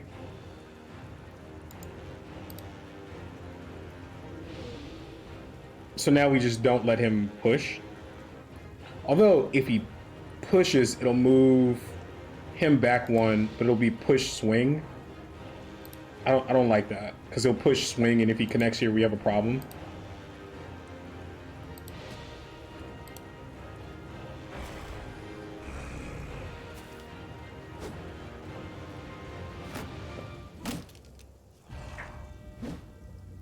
So the worst part of the fight is this bottom part right here. This is the part of the fight that's a problem right now for us. Oh. Okay. Look at the rookie contributing. Let's go.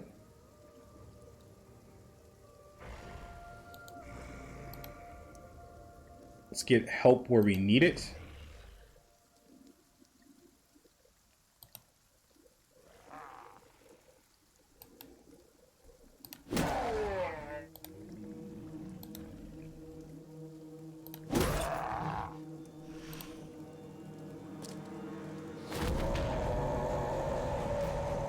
Go fuck yourself.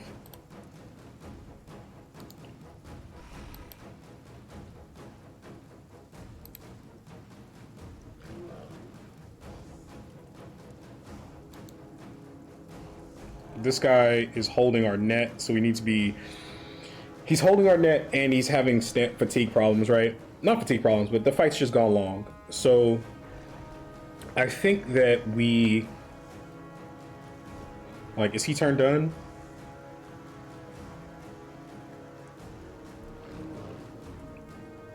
If we net here, we can... It's early for the net, right? Like, it's early for the net. We're not quite in position to do it.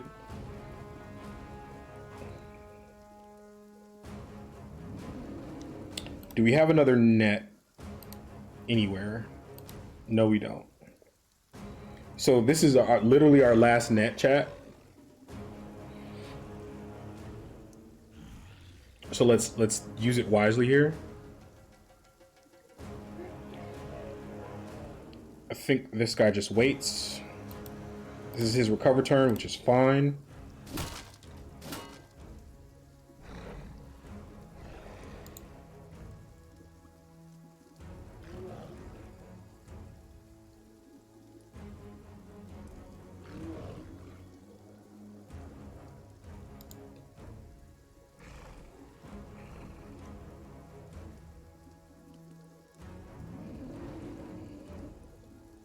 This waits. Let's make sure we're reasonable. His recover turn.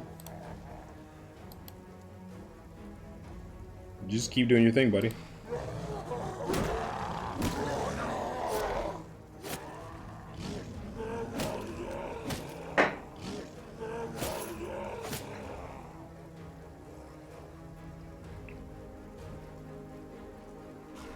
I think these wait. This one needs fatigue. This one needs to wait on this net. I need to make sure he has fatigue to throw it next turn.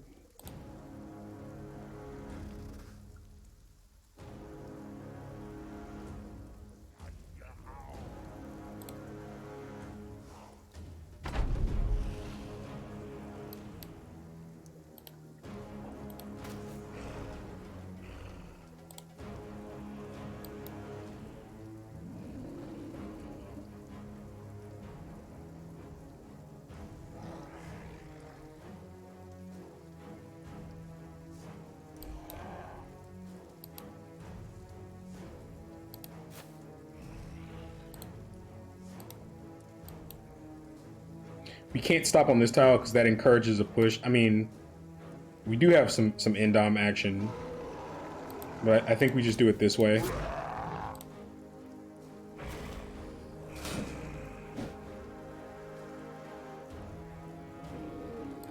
We want to kill this so that it doesn't have a chance to rally.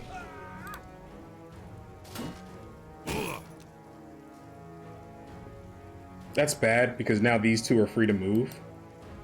So that's going to interrupt us up top.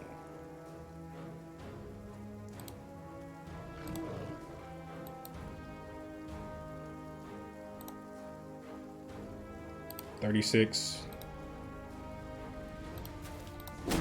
He lands it.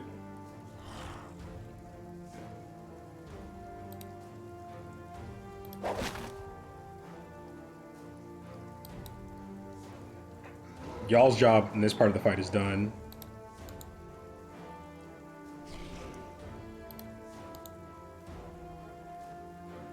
Again, I like their position here.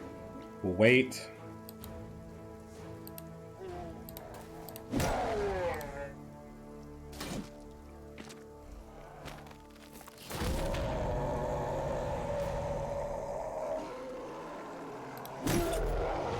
This needs to die.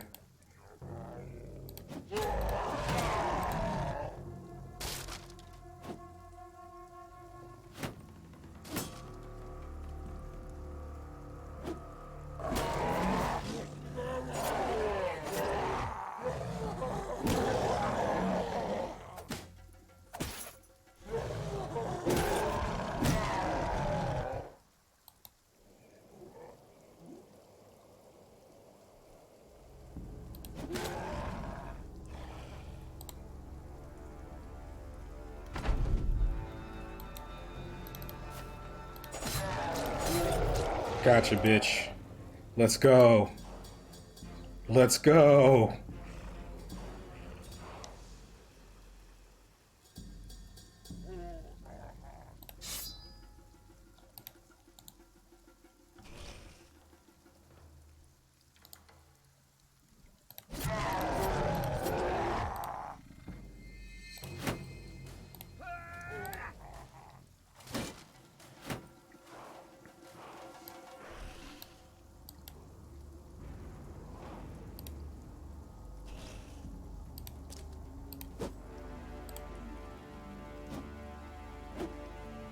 Let's go, chat.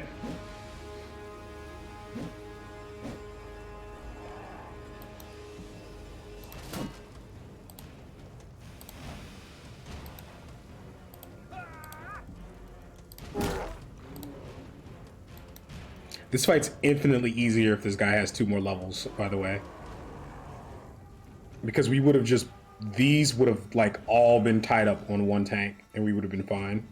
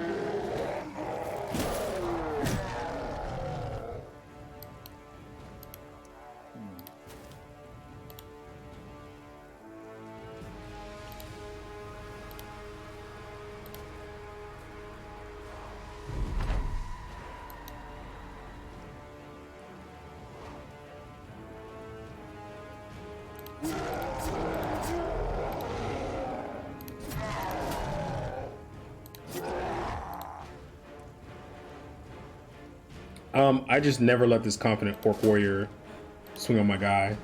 Now that the fight's under control, right? Like I don't have to rush to kill this. Do it whenever I feel like it.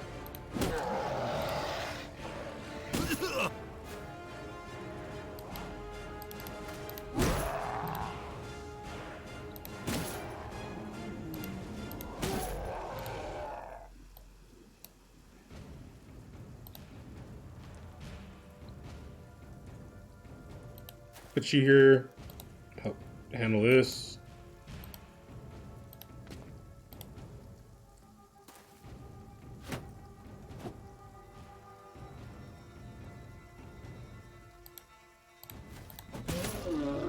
Okay.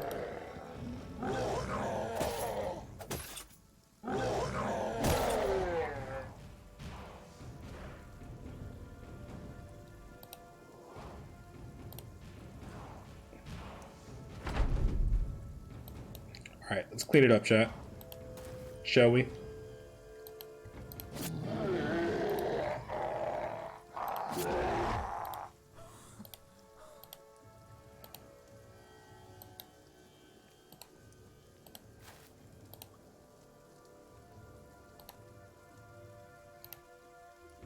Whew.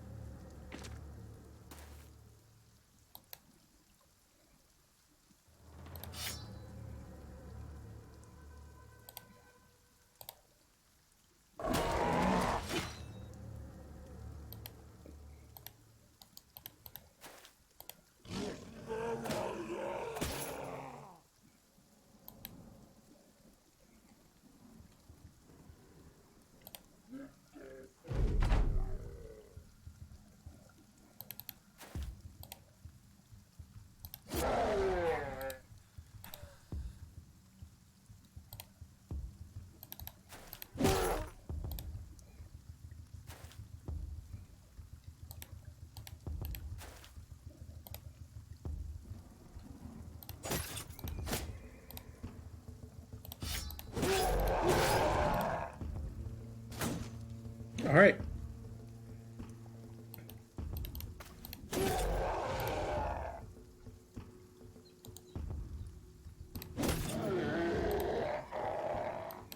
We did it.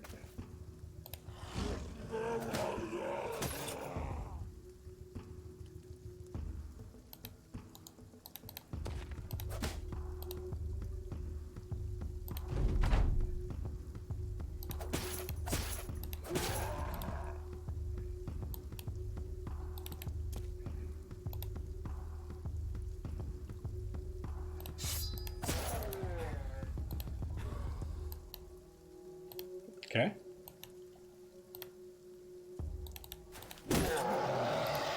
I don't know how much stuff got away from it. Wow. What?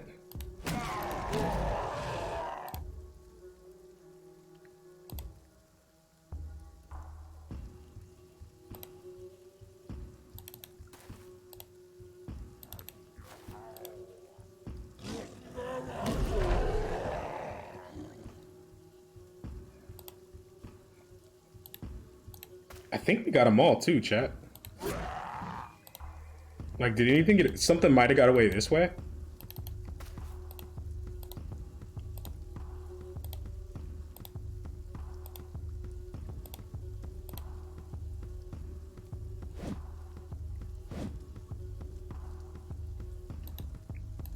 Everything came back. Did we get all 30 of them? Gotta catch them all, chat. Gotta catch them all.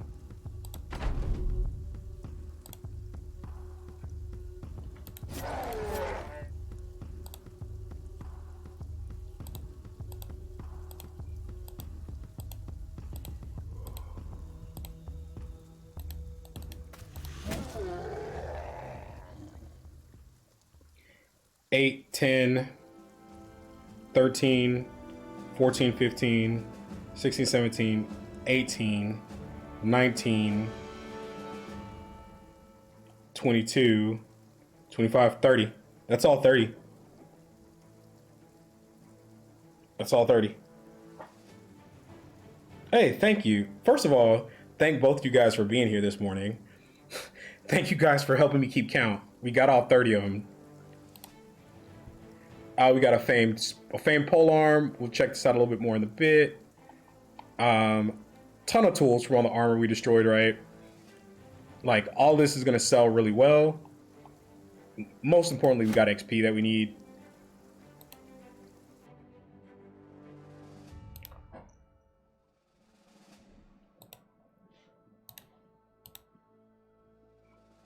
You want to know something really messed up? We're probably about to do that exact same fight again. We're nutty like that. So let's take fortified mine so we can make sure we know where we land here, right?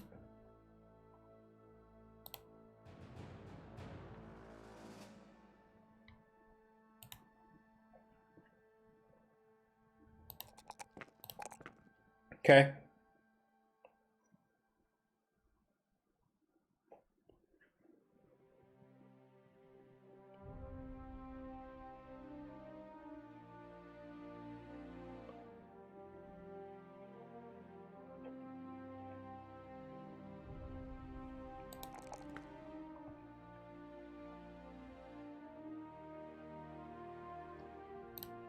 I actually think it's time we're at a point where, because this guy's job, like he's like really not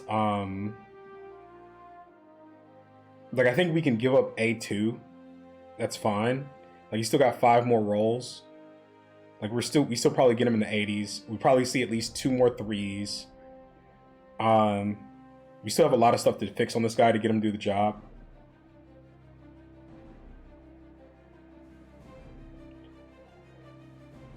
Yeah, I think so. I think we do. We have to take HP. HP is mandatory.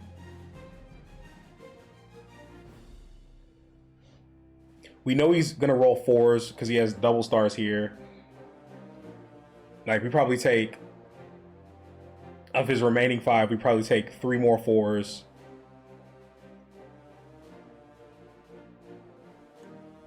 He's got fatigue problems that we're gonna patch with we're gonna patch. He's gonna get brawny, and we'll make sure we give him the lighter fames that we have.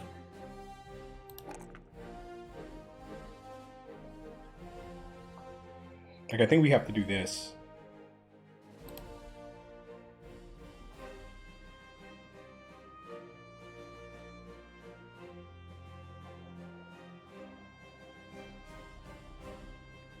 Right? It might even be a case where we farm some scrats for the light padding for him to help take some pressure off of his armor.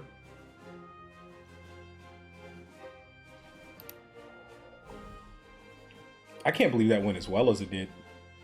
When I saw that the orcs were lined up on the wrong side like that, I was like, yo, we're screwed. This fight should be relatively free by comparison.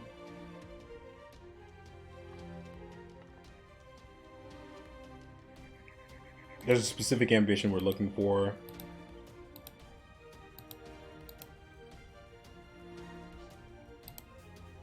All right.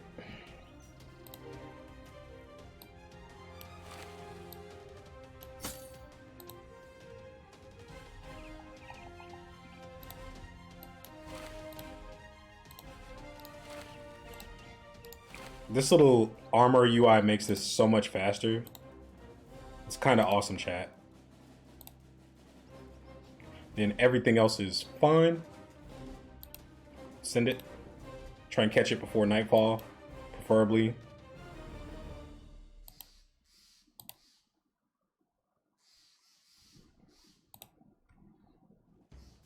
Oh, sorry. We'll check Legendary after this fight. I promise I'm not edging for content. I promise I'm not edging for content. Sorry. Thanks for joining, guys. Appreciate it. My stream schedule is super random. I went hard this weekend. I'll be streaming a little bit less this week. Or my time will change. Then I'll probably be streaming a lot the week after that. Appreciate the follow. The best way to know when I'm live is just to hit the follow button, because quite frankly, I don't know myself. Life's kind of chaotic like that. But I really do appreciate the follow.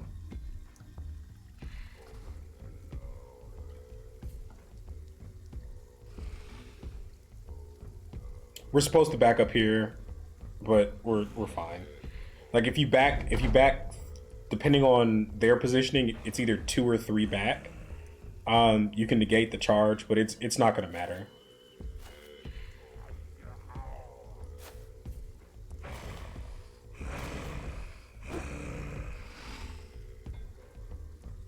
Oh, he doesn't have a shield out. That's terrible. Did we in-turn on him?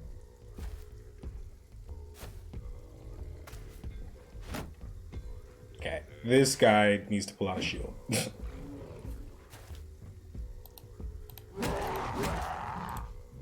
Because he has him in his pocket, but the main one he was carrying broke, so we kind of need to fix that.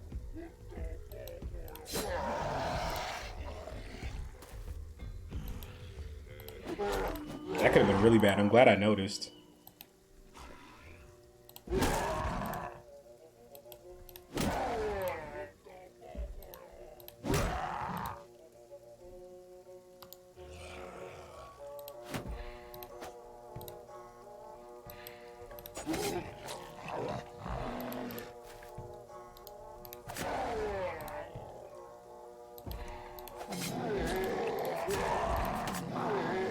Okay.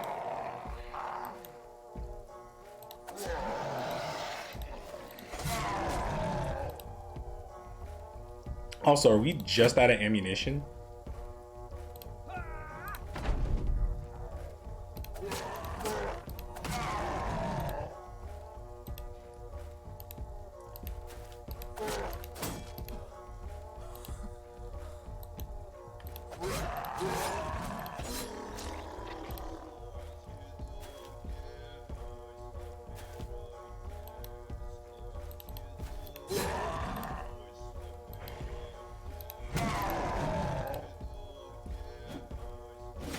Ow.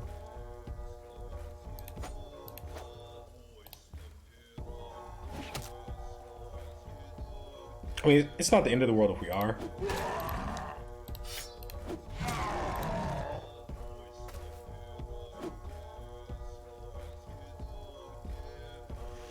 He hasn't acted, so we don't want to block his movement.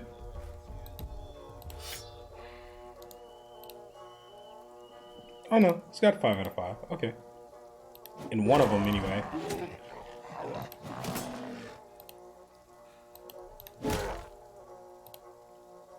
If I had to guess, we're out of ammo after this fight, though.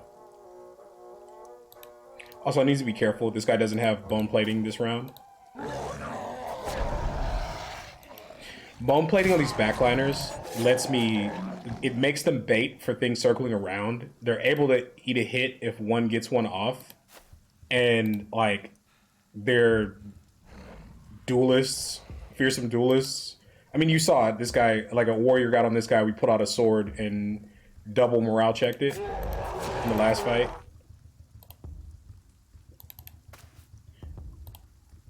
Run? Nope.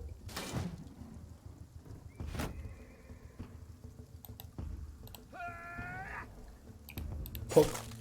Alright.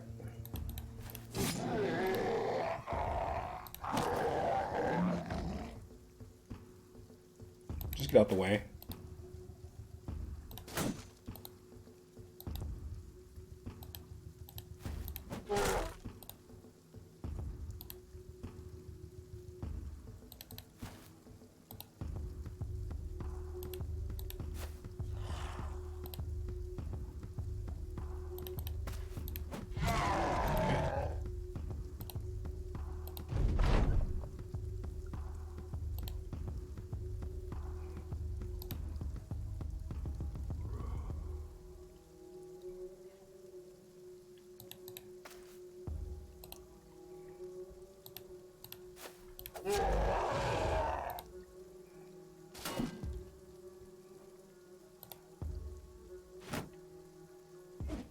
Oh, I keep forgetting this is down there.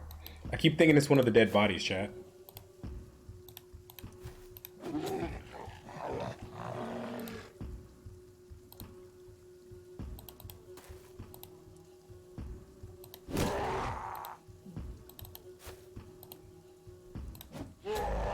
Okay. Alright. We'll check the legendary now.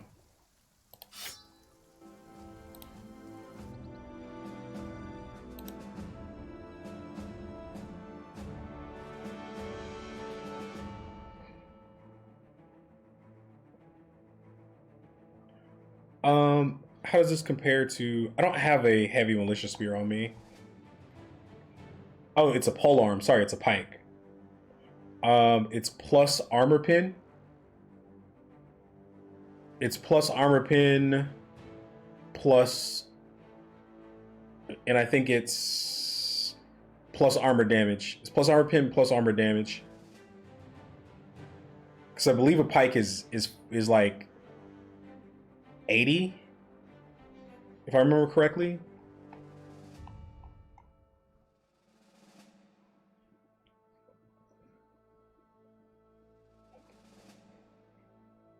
It ain't bad. That's for sure.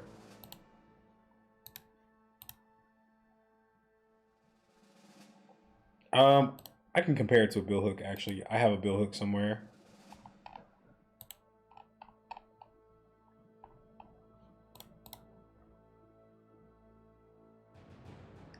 Yeah, it's worse than a billhook. It's a famed pike.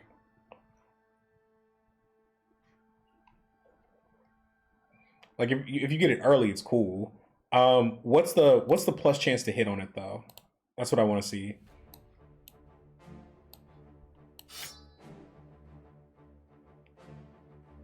Plus 10% chance to hit, and then +5. So it's a better training weapon. It's a training weapon, chat. That's what it is. It's a famed training weapon.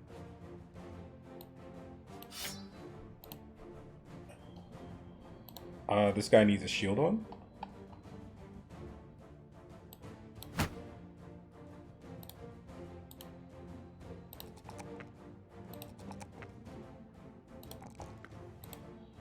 Okay.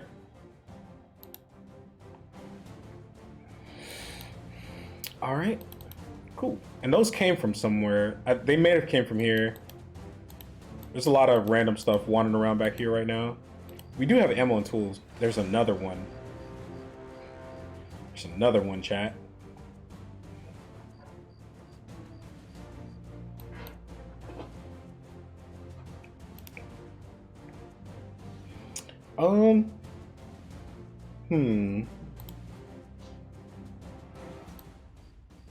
I think we walk and do some repairing for starters.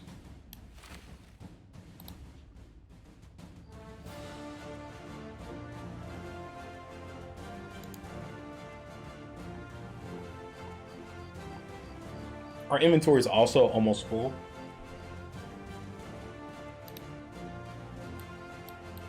Like, I'd rather fight this. I think if that last time we did the fight taught us nothing, we want this guy to have bags and belts at least. He also doesn't have brawny yet. That said, he did a good job of at least tanking the orc young.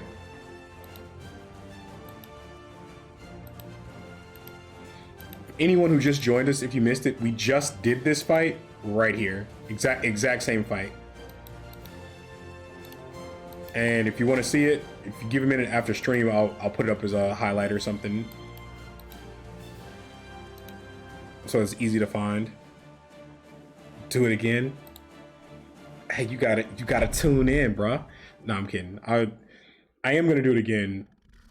Just don't know if I'm gonna do it right this second.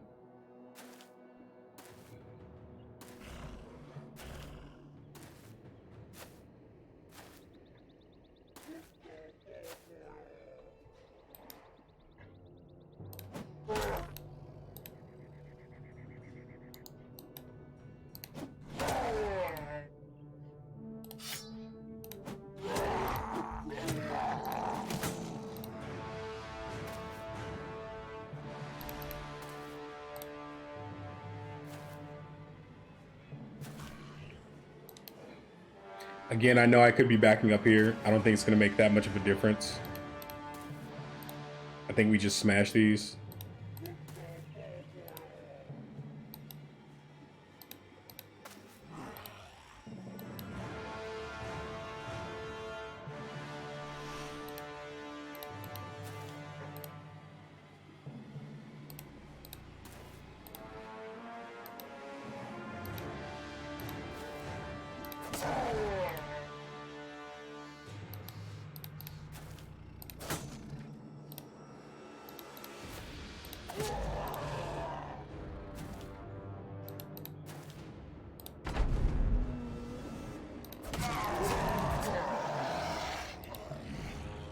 We kill that fleeing enemy there to open a dead man's tile so something else runs in it. Runs into a 3-tile surround here.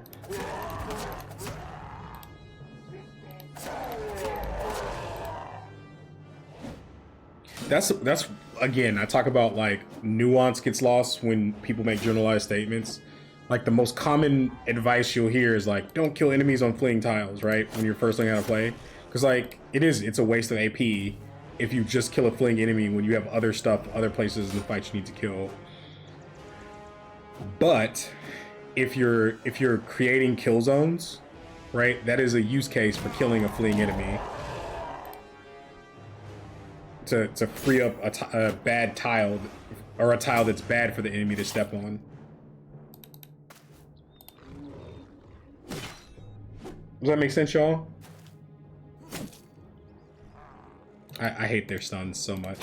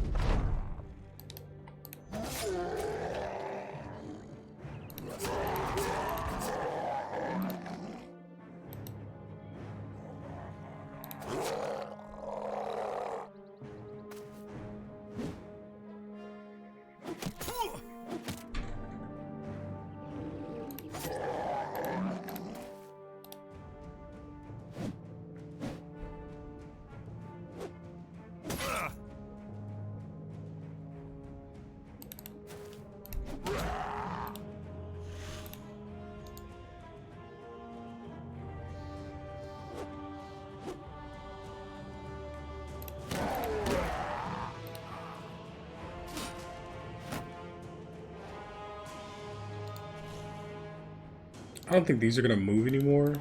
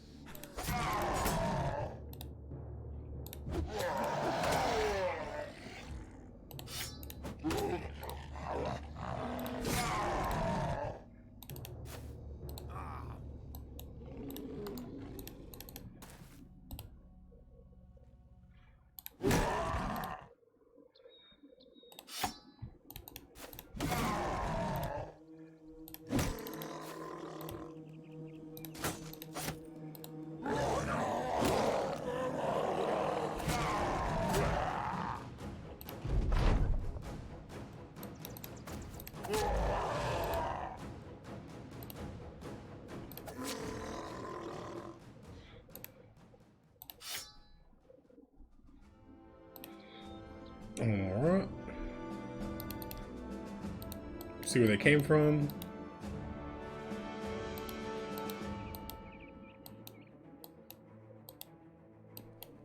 There were scrats over here, which is why I didn't check this very thoroughly. Where did they path from?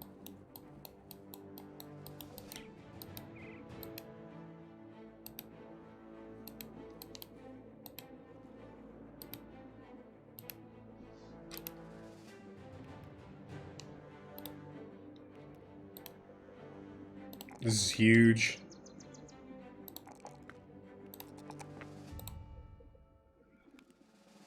So this is bags and belts. He still needs brawny too, but this lets him do his job just off of his raw MDef. So this nimble tank is done, right?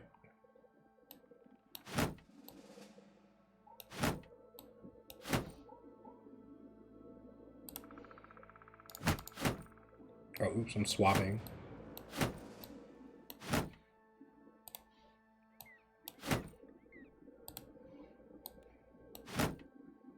Perfect. This guy has 2 perks here. What is he missing? He's missing Underdog. And he's missing 9. Hey, appreciate that follow. Thank you, thank you. Bilgin Crush, I thought you'd been followed. I thought you'd been here a minute. Maybe I see your name a lot in other streams. But either way, thank you for the follow. Appreciate it.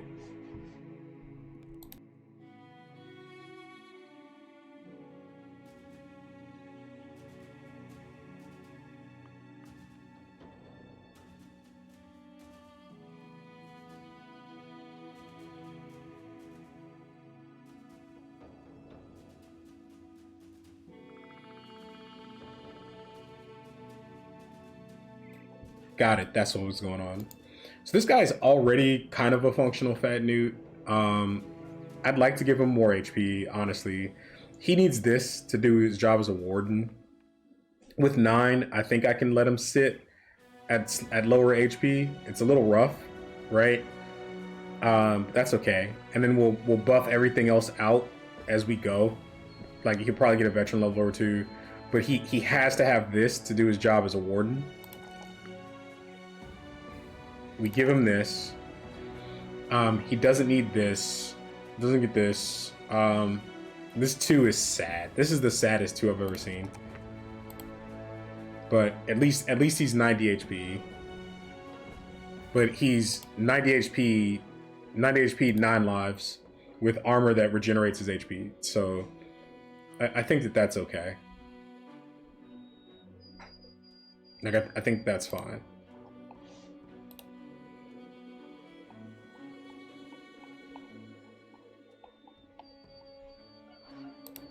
Okay.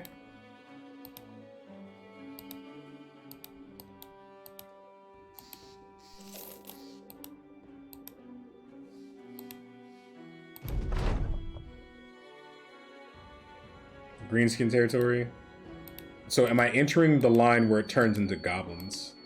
Is the question. I have very little interest in goblins right now. I want to put a foot up on this hill. Chat, we're finding all of our... After killing tier 3 camps, we're like, oh, there are tier 1 camp, or tier 1 and tier 2 camps on this map. Interesting.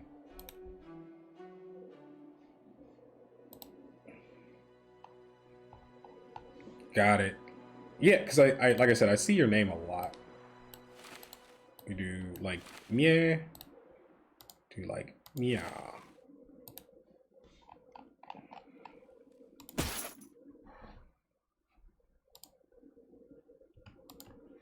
We do that.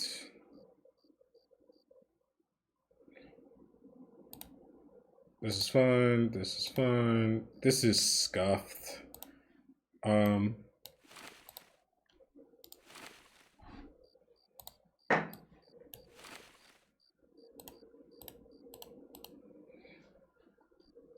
What up, massive? What is this? What is that? Massive junglist. Massive junglist. That's a title. That's more of a title than a name. I'm curious. I'm curious how that was picked. Well, welcome. Hope you're having a good one. If you're interested in the way any of the way we build bros, exclamation point builds has all of our builds up. We do tweak them from time to time, depending on the run, depending on the bros. But generally we follow that script. But there are patch perks and things that happen, all of that. But if you have any questions, man, feel free to ask. I'm happy to help. If you're a newer player, if you're a veteran, I'm happy to theory craft and work on stuff with you. Or get advice even.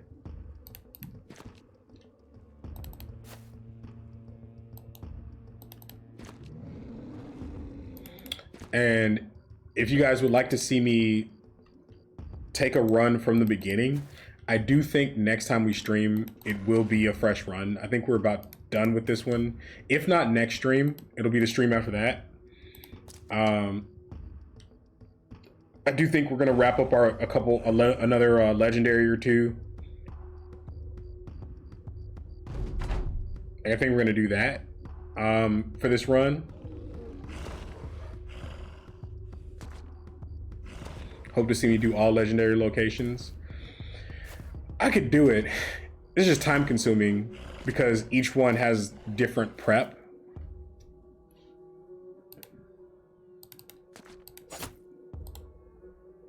Does that make sense?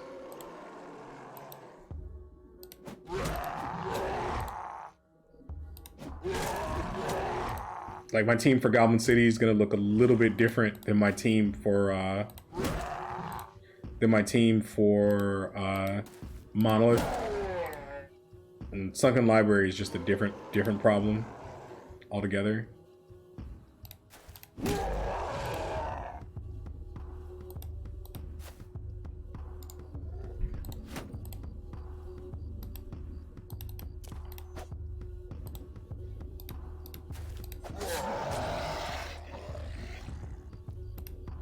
This one steps out.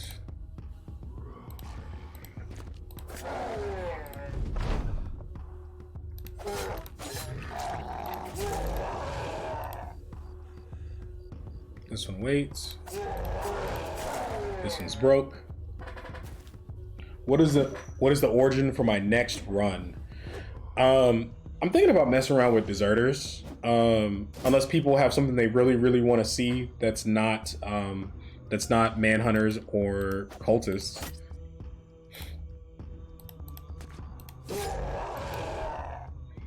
Anatomist. Ugh, I'll do it. Custom origins? Nah, because I would have to play it off stream to make sure it's balanced. I have to play it off stream to make sure it's balanced, make sure it's not like there's not giga advantages for the player and that type of thing in it.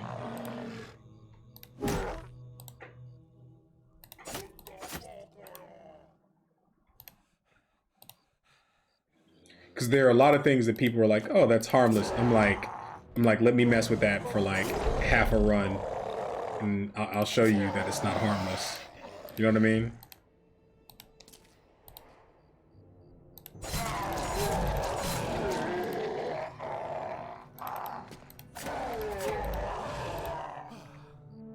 Like if I play a tryout mod run, I will be at Monolith day 70. Like not close.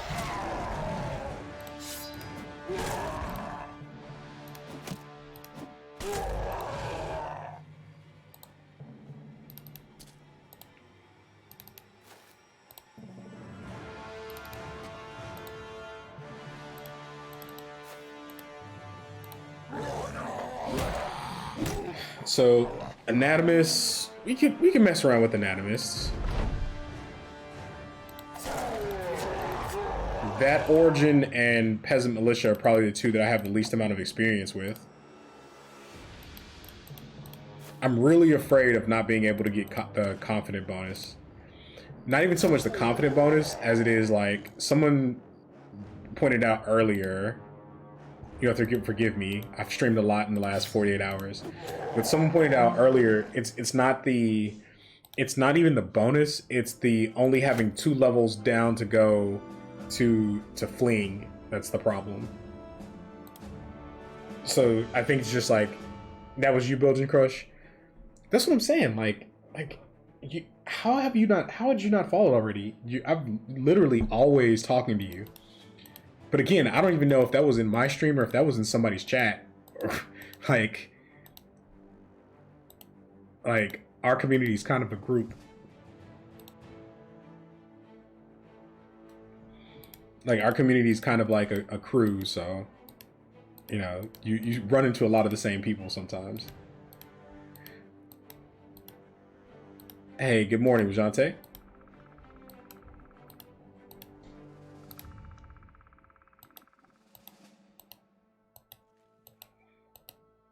I think we start working our way back. 1 million webnecks, probably. I could make giganets for savants. How many is it? Like 80? The problem is like I don't think I can get close enough out of this forest line, I'm just gonna keep walking. That's no less than 30 something wetnecks.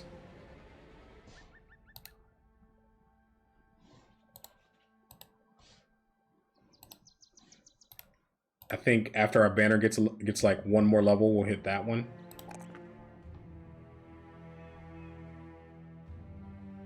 You love the power fantasy Anonymous promise. If Anonymous are running around the world of Battle Brothers promising people a power fantasy, they're debating people, and they should be stopped. They're the reason why there's so many. Anonymous are the reason why this world has so many random tier 3 nachos running around, because they convince people that beast hunting is cool, that beast hunting for science is cool. They're not professionally trained beast hunters, and they go out and get snacked on. Don't care what anybody says. Oh, we do know where Watermill is. Hey,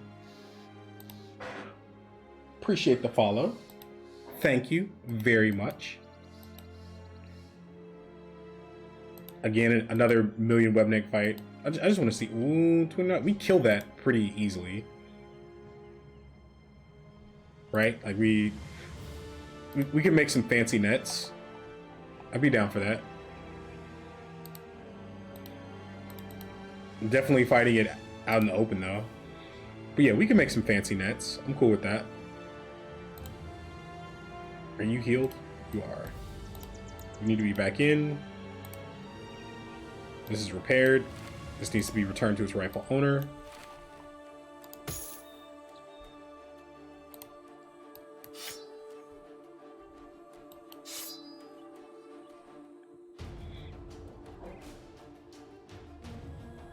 Hey, what's good, man? Welcome. Thank you for joining. Appreciate the follow. Hope you're having an awesome Monday. Well, awesome Sunday, awesome morning, afternoon, evening, night, whatever time it is in your location. Hope it's a good one. All right, is this difficult? Do we just jam this? It's not difficult, right?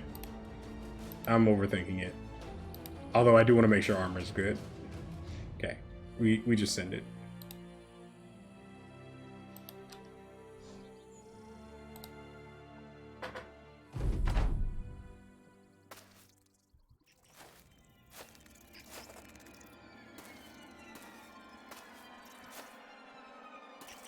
Lifesaver, that one. Brinley suggested it to me when the location browser mod lets you double check through all locations that you already discovered.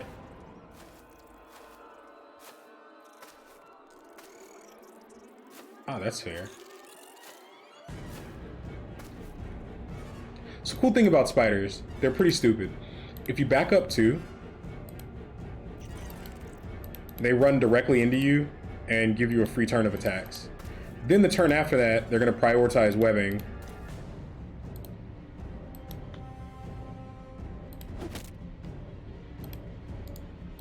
So that turn, you also get a semi-free turn. I mean, you got to get bros you're going to be in trouble out of web, but...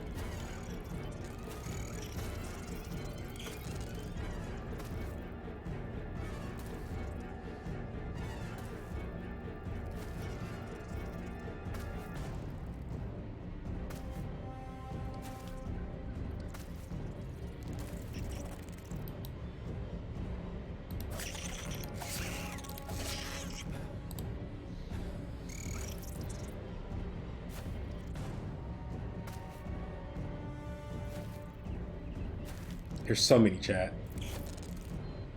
I should have brought fire pots. There's so many, chat.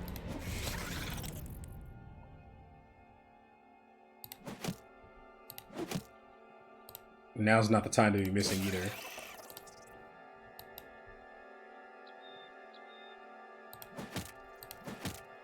Come on now.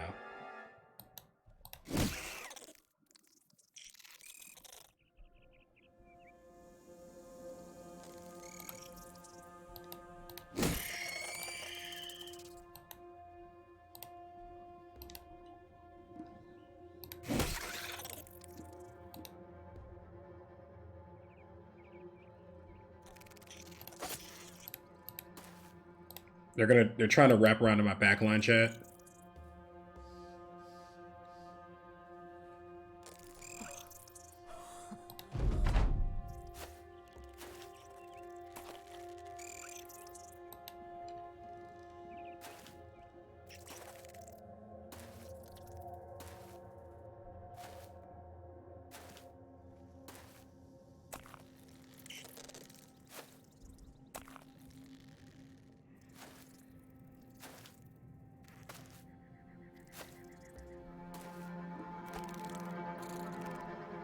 What's the bag the spiders always drop? Spiders drop spider drop silk, they drop a venom sac, or not a venom sac, something, some kind of gland or something. I don't know, you use it to make paint.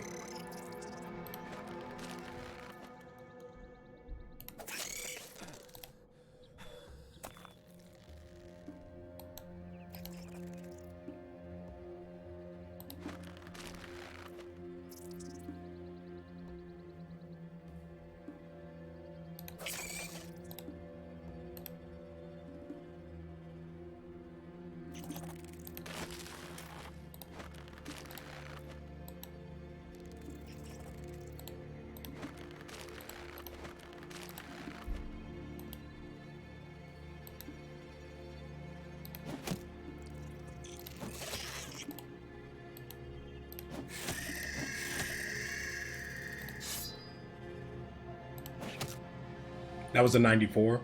We've missed so many 80s and 90s on these jabs. It's actually like not funny.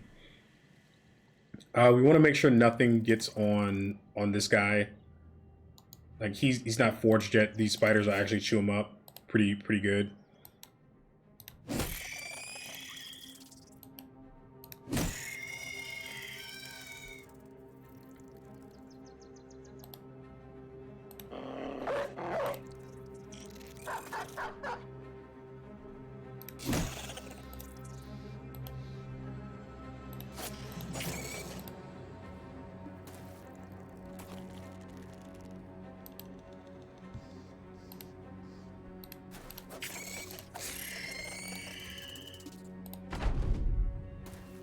I've killed so many spiders, and I feel like there's so many more to go.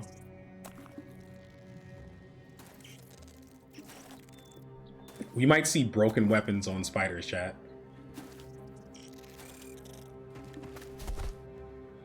So this fight started with 29 spiders. There are 29 spiders remaining in the fight, chat. I need y'all to understand my confusion here. Because this math ain't mathin', chat. This math ain't mathin' right now. I know the eggs, but this math ain't mathin'. There were 29.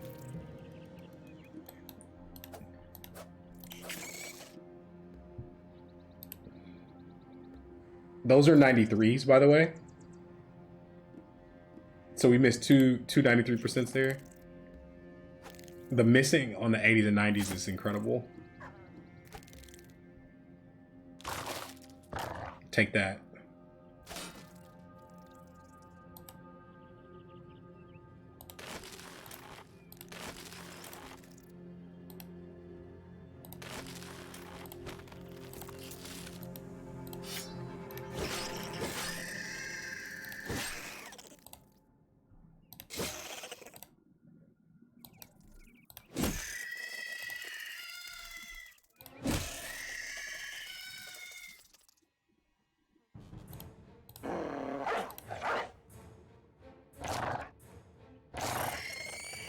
Get in there. Get in there.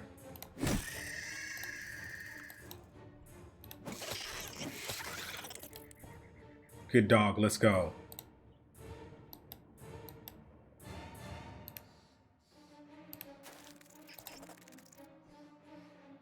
Stuff is gonna stop getting on my throwers thinking it's just all gravy.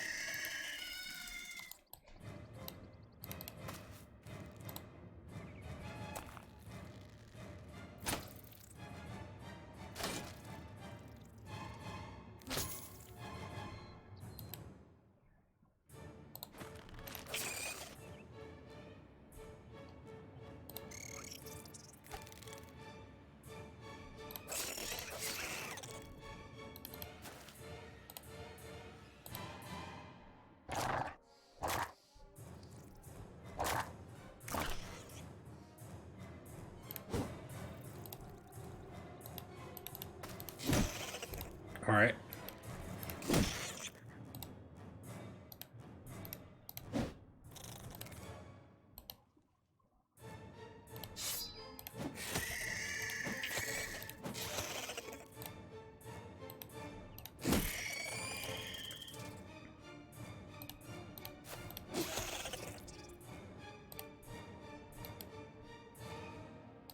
We're counting the total number of kills after this fight, chat. I just want to go on the record saying that that's going to happen.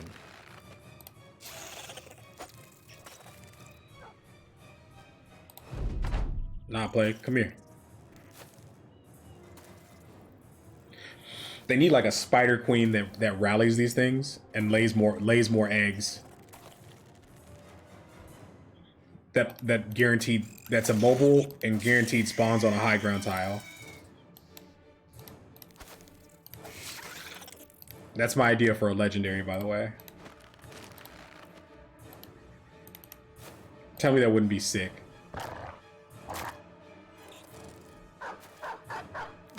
Ow.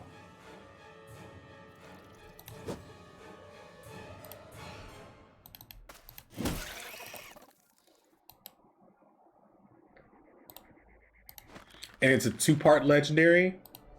And just when you think you're done, there's like a super legendary that's like Spider King.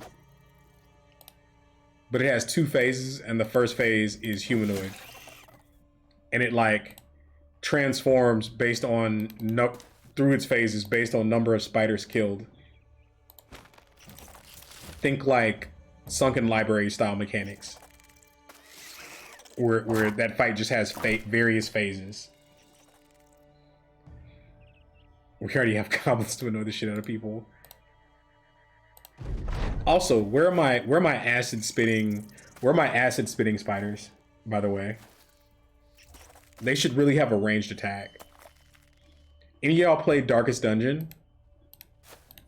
Right? So they should have like spider champions, and literally just one of them has the green stripe and spits acid, and one of them has the orange stripe and is a stun bot.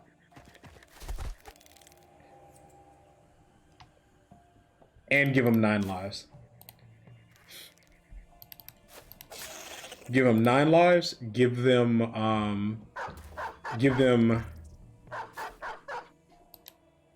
Let's see, 9 lives. Give them up.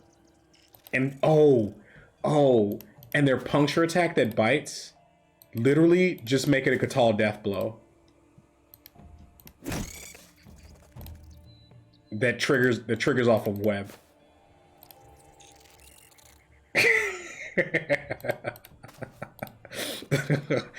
I think that'd be a really cool fight. No, y'all don't think that's a good idea? Y'all don't think that's a good idea? I'm all about it.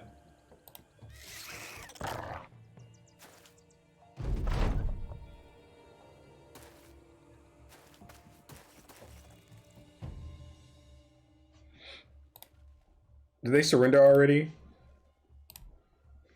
No, they didn't surrender it.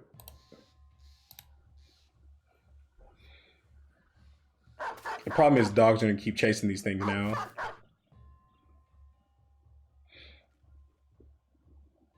Bro, they have footwork. They're getting away.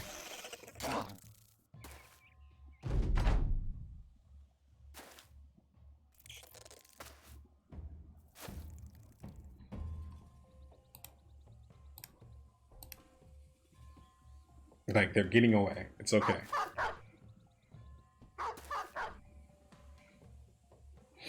But yeah.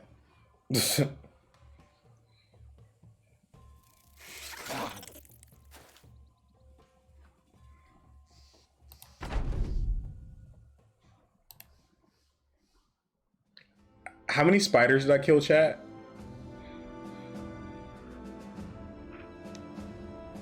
Because this again, the math ain't mathin'.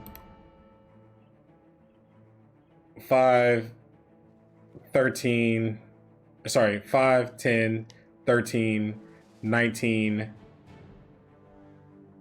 23, 26, 28, 32, 34.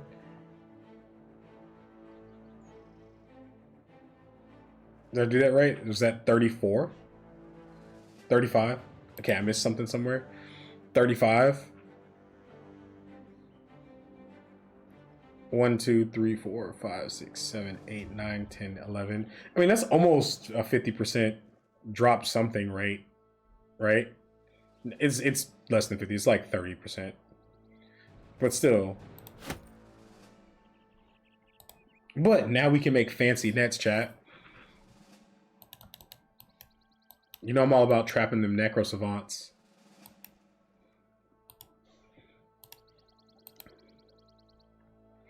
I'm all about that life.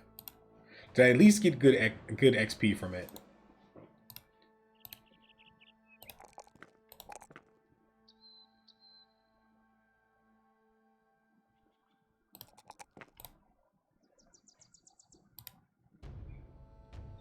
All right, we're gonna stop here, and then get ready to go back out into the wilds. Goblins and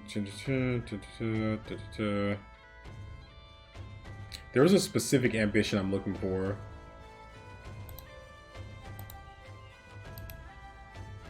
If it doesn't proc on the next one, I'll call it good.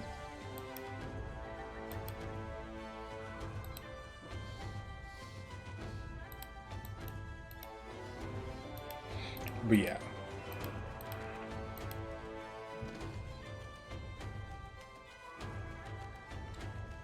I think I want to show you guys something.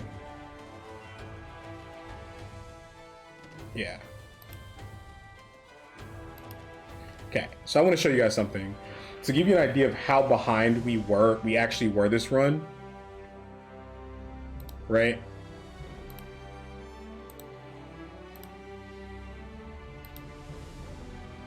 So like, look at our team. Just visually look at where our team is at, right?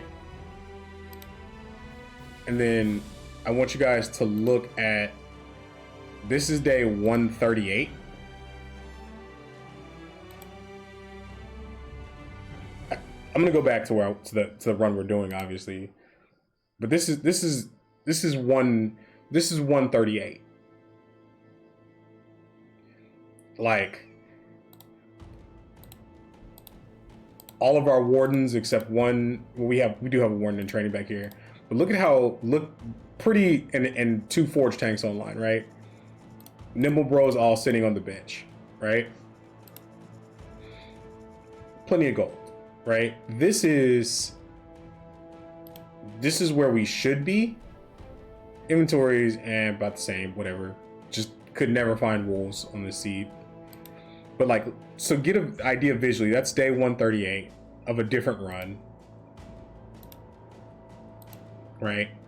And then you compare that to where we're at, and I can explain to you what the difference was. The difference was we have a bag to sell, whatever. But like, look at the team, right? It's not that much different. It's like maybe a little bit stronger than that, even, right? like no, actually it's weaker. This team doesn't even have a functional banner because we let our banner die. But what happened is we stumbled in the mid game. Some of it self-inflicted, some of it RNG, but we stumbled in the mid game. We spent a little too much time dicking around with the crisis instead of like staying on script, busting camps, and hunting fames, and doing legendary prep. And so we just ended up behind. Just very, very behind. We'll sell prep here to make space. Also, how much y'all think the sell is going to be worth?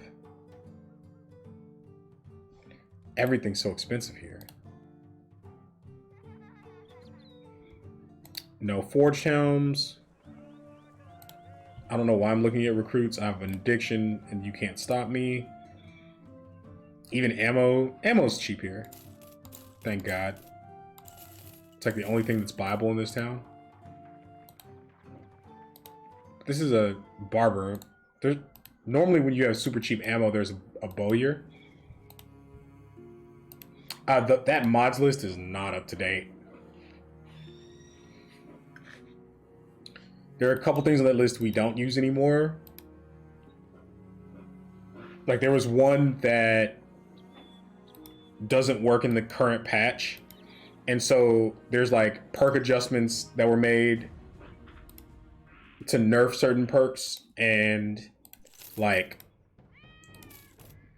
that mod interferes with it. Like percentage adjustments, but like anything that makes the game easier than its base state, we don't use. Oh, smart looting? Yeah, that's the inventory, the ends inventory management. It's really good. What's our sell price here? 16, still trash. Nothing here. Whoa, there's a rondel. We buy those. We need those. So, Weaponsmith had nothing. We did our training.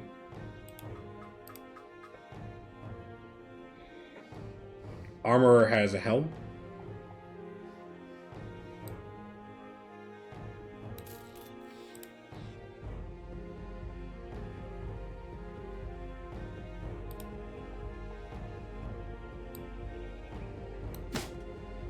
That's cool.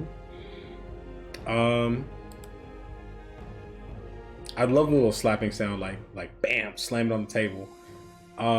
We only have like a day's worth of pay. Also, this thing sucks and it's not going to get used. But I don't want to sell it here. I kind of want to sell some lower value stuff. Make sure I have like 2 days pay, and then we'll do a jog south. And then we'll sell chat, and then we'll head back to the wilds. Does that sound good to everybody? It sounds good to me.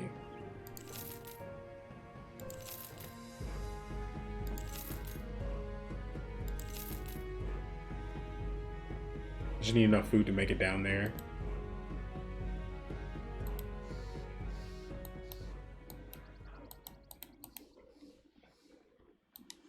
I didn't check for nets with legs, but that's fine. Whoa, whoa, whoa, whoa, whoa, whoa. Oh, because we bought stuff. Okay. I was like, wait, we sold out to 2 days and then we bought stuff. My bad.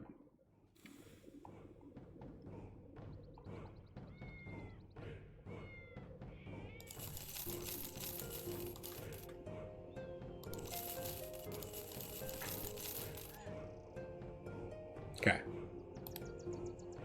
That feels better. All right, let's go down here. Did that count as missing pay? Nope. Okay.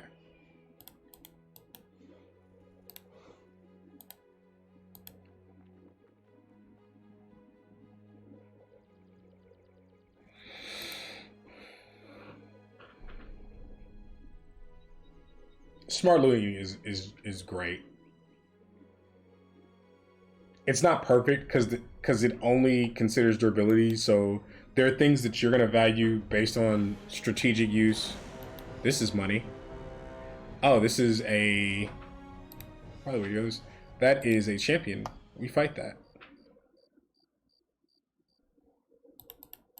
I want to fight it on level ground, but we fight it.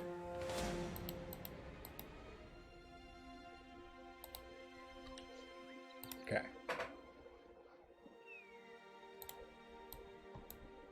Let's assume proper formation.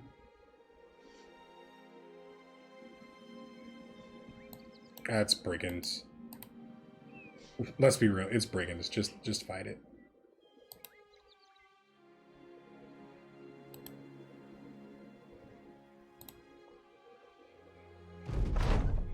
The Cleaver with a famed.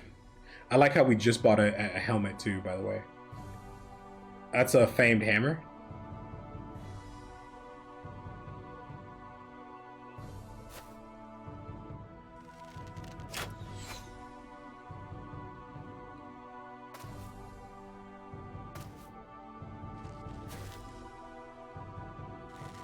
So usually something with throwing weapons will just run out far enough for us to gank it. But if not, we can either use a dog or run a tank into position. There we go. There we go. See? We play this game, chat.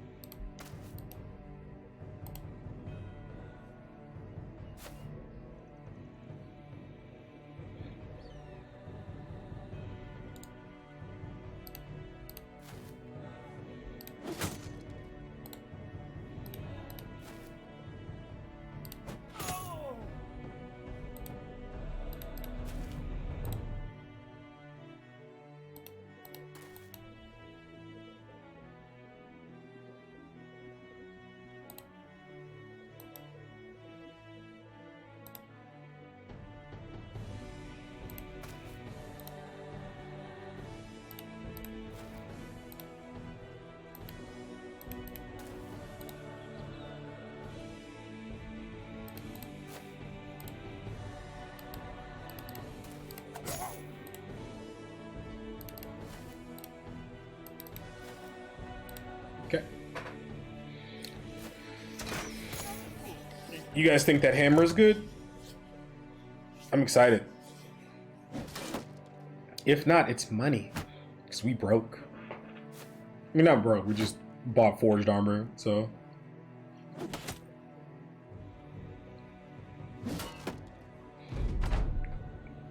At a minimum, it looks cool.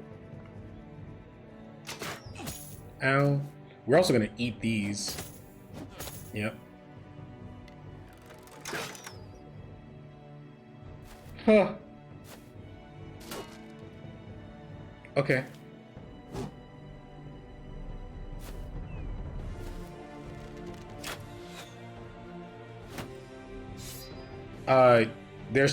They're still very strong, but if you're never using Deathblow, never, right? Never ever using Deathblow, Zerg Frenzy axes output more damage. But the advantage, one of the big advantages of Katals is they're very good at killing trash too. Like Katals will just sweep through this stuff. You know what I mean? You really do your death blows on your hard targets. Does that make sense?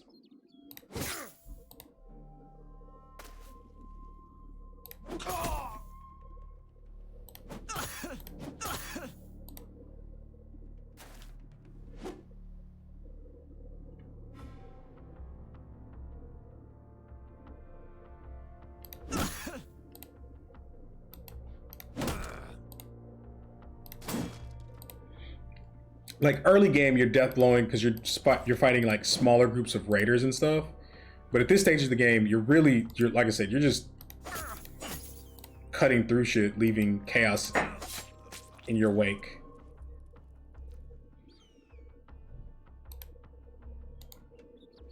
This still has a swing?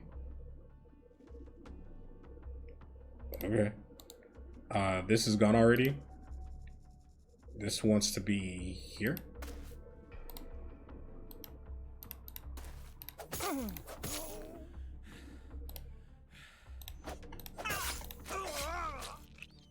This is your champion? This is your hero? This is who's in charge here? He doesn't still have a swing.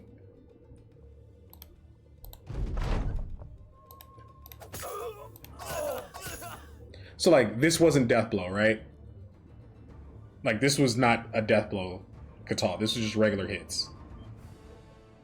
Right? Like, still really damn good. This guy, like, those weren't death blows. Those were regular hits.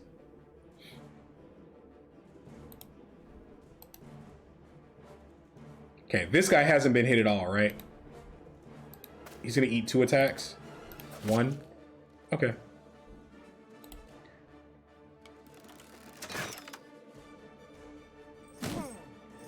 Ow.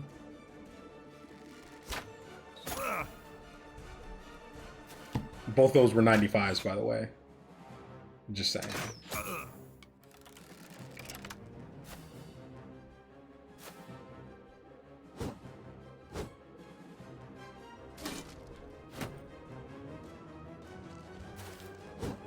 Oh, so Death Blow. So you use Death Blow as the game gets later. You'll use Death Blow more often to kill hard targets. Like we killed the champion with Death Blows there, right? We kill unholds with Death Blows. We kill like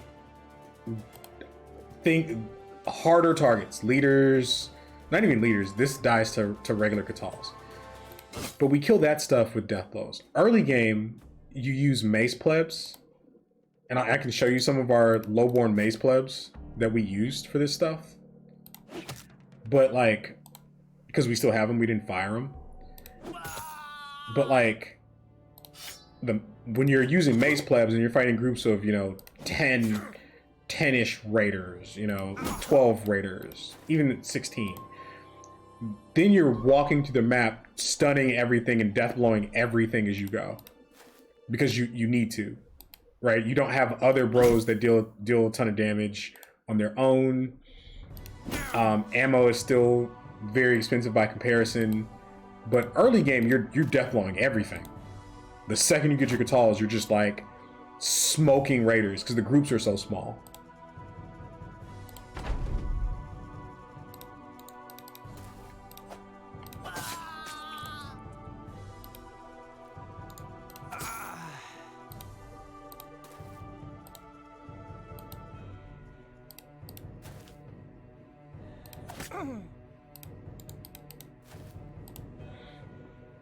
Does that answer the question about Deathblow appropriately? And compared to Chosen Axe. Oh no, you build so in the build sheet, I know you pull it up. Look at the Protector. The Protector is what you do early game for it.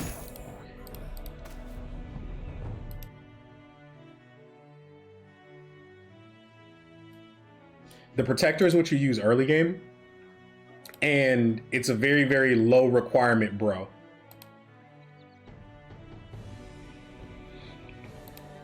Okay.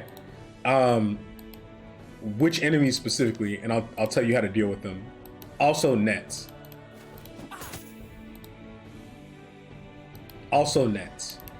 But yeah, I'll tell you which enemies.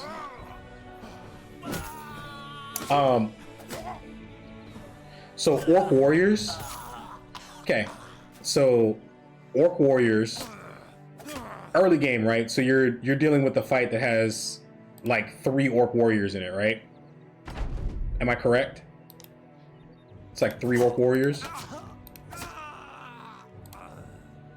Okay, you puncture them with a tier 2 dagger. You puncture them with a tier 2 dagger.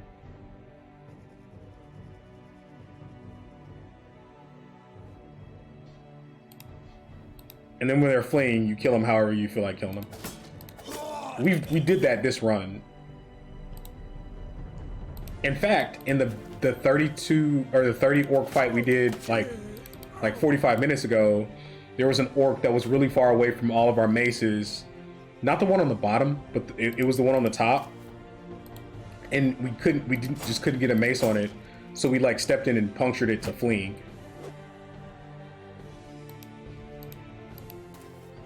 Right, and you can do that when there's like 3 of them. So Orc Warrior are treated like your early game knights. I mean, knights get daggered, period. Like, fuck nobles. I dagger knights. Every single one of them gets a knife. That's how I treat nobles. The reason why I say that is because when I was learning how to play, I really wanted to be able to beat nobles. I thought their stuff was cool. I thought their armor was cool, like when I first picked up the game. And when I didn't know anything about the game, I would try and fight these noble armies and I would just get wrecked. And my hatred for them, even though I'm a much better player, that hatred never went away. So now as a rule, as a flex, if I see a hedge knight or a knight in a noble army, like I dagger it. That's what happens. So those are the orcs. Unholds, you net them. And if you don't have nets, right? If you don't have nets, then a couple things. You either A, don't take the fight, right? Well, A, that's not A, that's last option. So unholds, it depends on where you're at, right? Because those mace plebs, we got his helm too.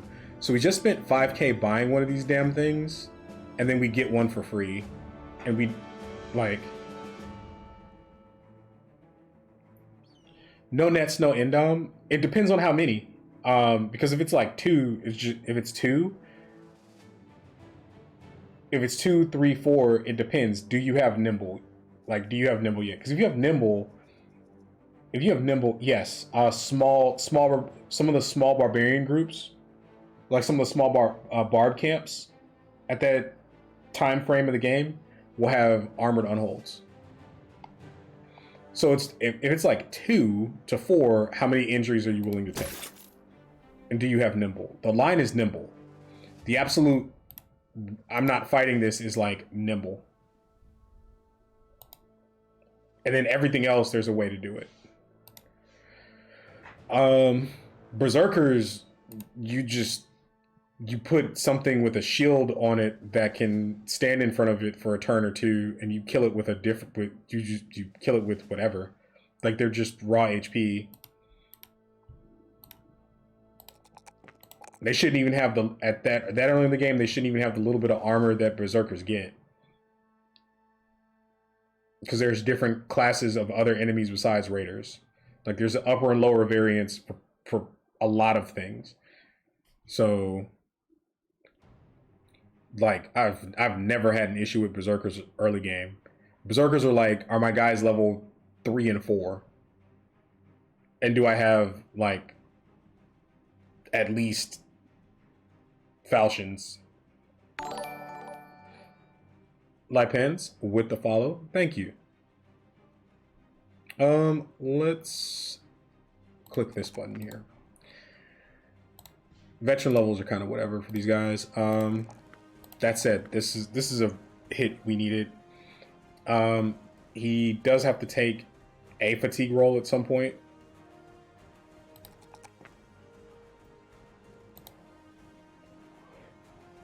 Hey, thank you. I appreciate that follow, man. Welcome to the stream.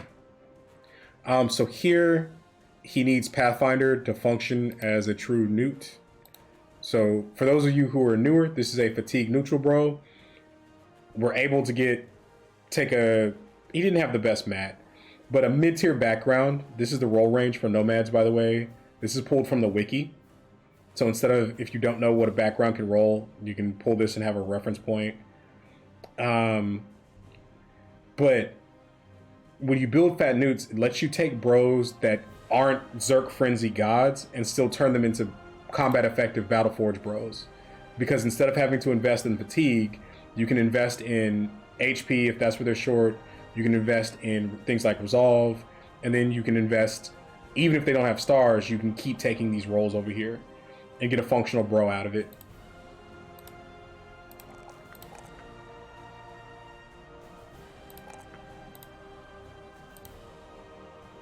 This guy finally hits Battleforged.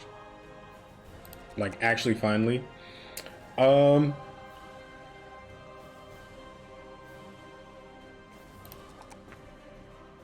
he has to take this HP roll.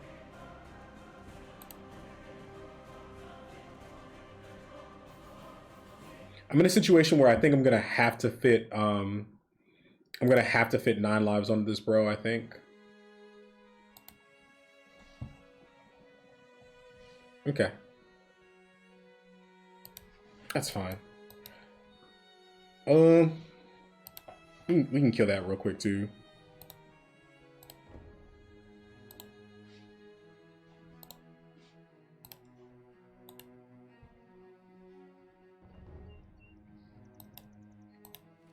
Depends on how good the bro is. If the bro, so like, I can actually show you an example. Actually, I may not have, yeah. So like this one has 100 HP. This one has 100 HP, right? So I took Fearsome.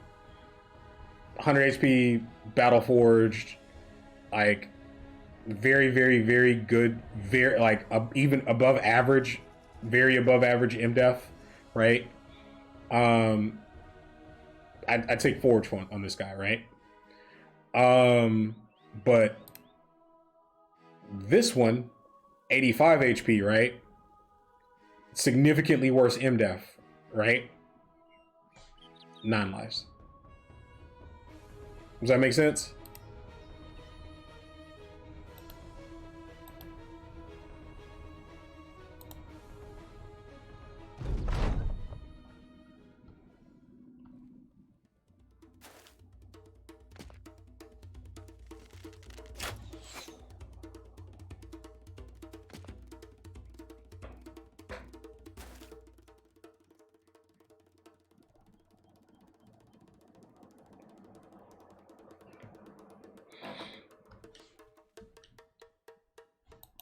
Well, so a lot of people started out with Filthy Robots builds because he was the most popular Battle Brothers streamer at one point, right?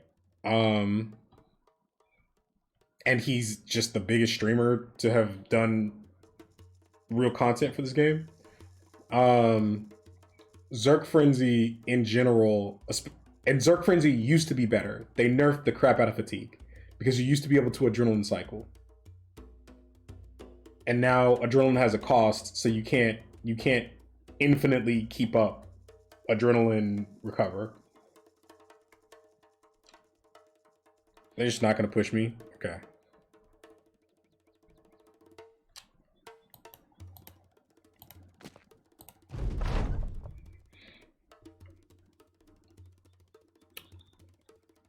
I'll play this patient because I'm talking.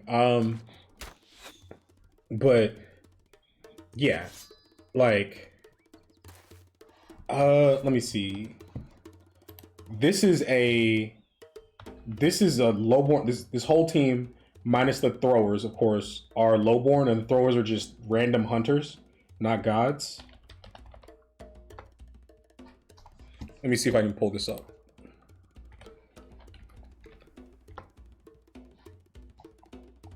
No? Let's see. Oh, I don't have it. Hang on, I'll post it here. I have something for you. I have a fight I can post for you. Give me 1 second.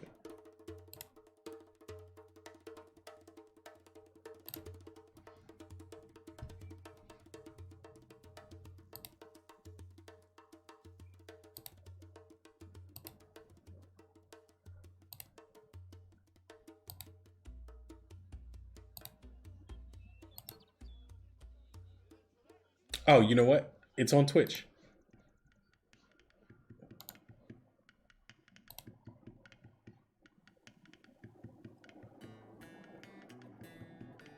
Bear with me. I'm pulling something up because I think it's relevant.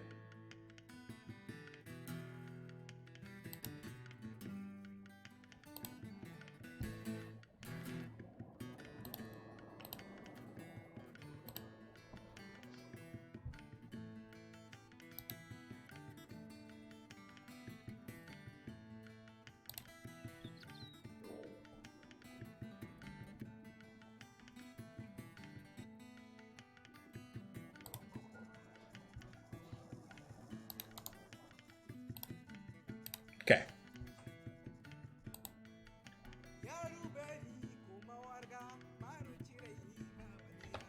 I haven't. I had to rebuild Nightbot when I came back to streaming, or reset up my Nightbot, so I didn't have the command anymore. Check that video out. So this is 18 chosen, day like 70-ish, 60-ish. And the whole team is lowborn, minus the throwers. And that's what you're able to do with Katals.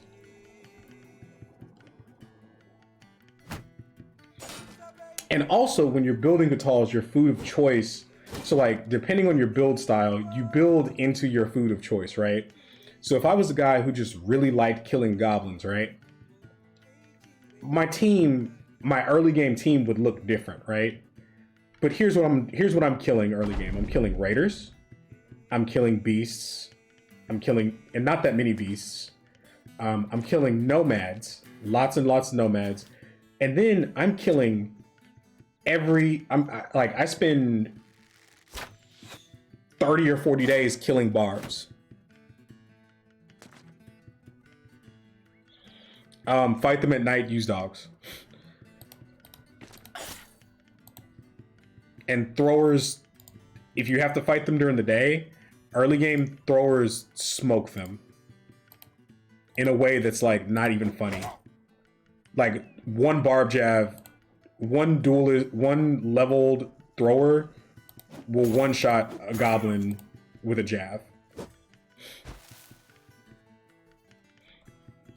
Here's the thing, I don't lose bros in goblin fights, but you take a lot of cosmetic damage and the loot is poop.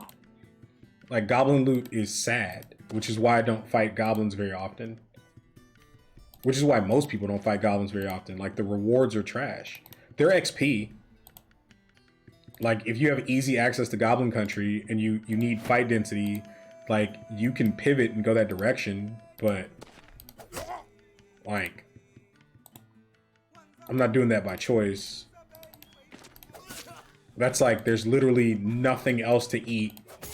And so I'm gonna eat Arby's. Like, I'm gonna eat Arby's. There's literally nothing else to eat. So like, it's eat Arby's or starve. Right?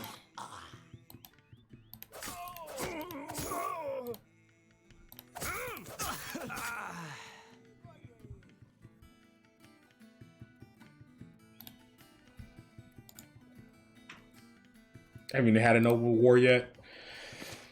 Noble War is interesting. So if you like making a ton of money, Noble War is great for making money. The problem is it's bad for fight density.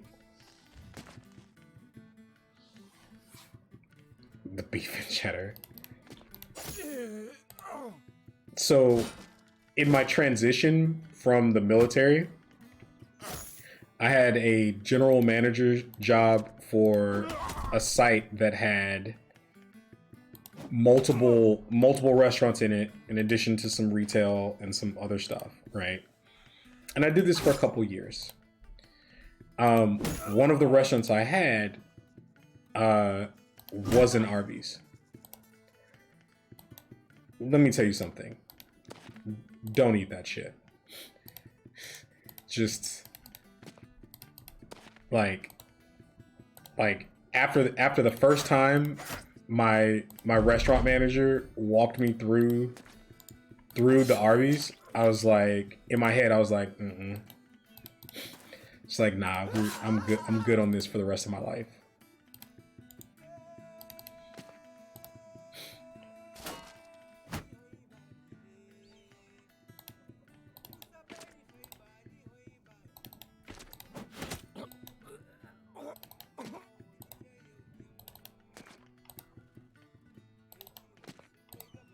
Traders is a pretty good origin. They give you above average caravan hands, good sell prices, and then you fix the lack of renown. You just fix it with having good fight density. Also, fight density fixes 90% of the problems in the game. The problems you're having in the game. So.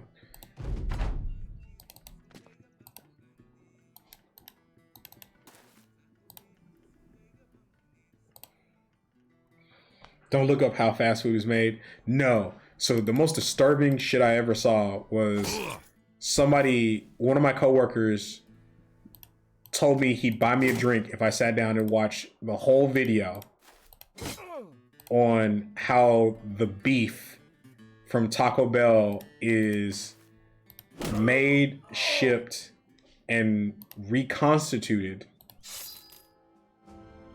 Yes, I use the word reconstituted.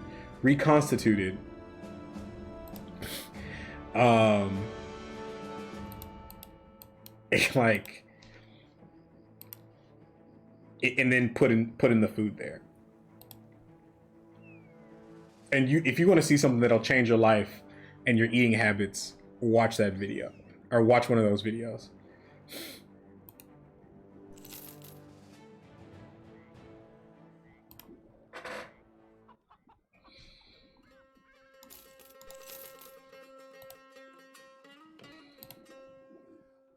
You're happy you don't have access to be glad you don't have access to most American fast food. Hyena pelts, yes. Fancy nets, yes. What's our sell price here? 17, we'll send it.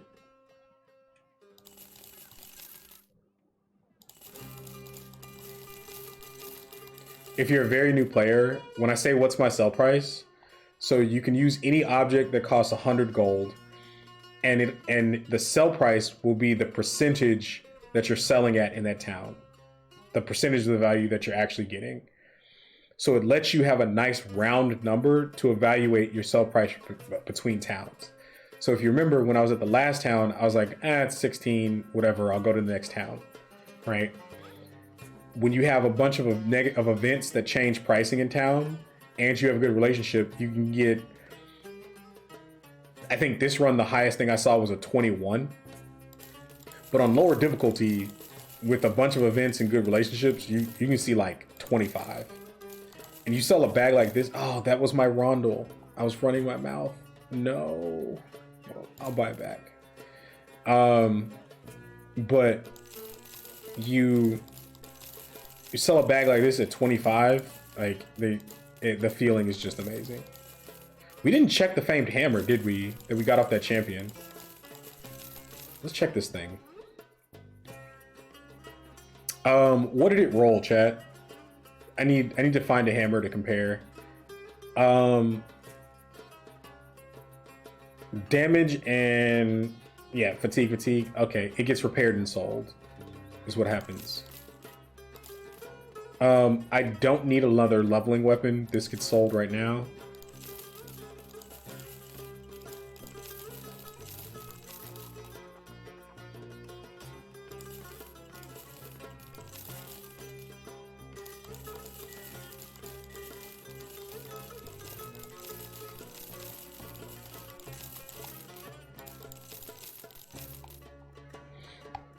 Okay.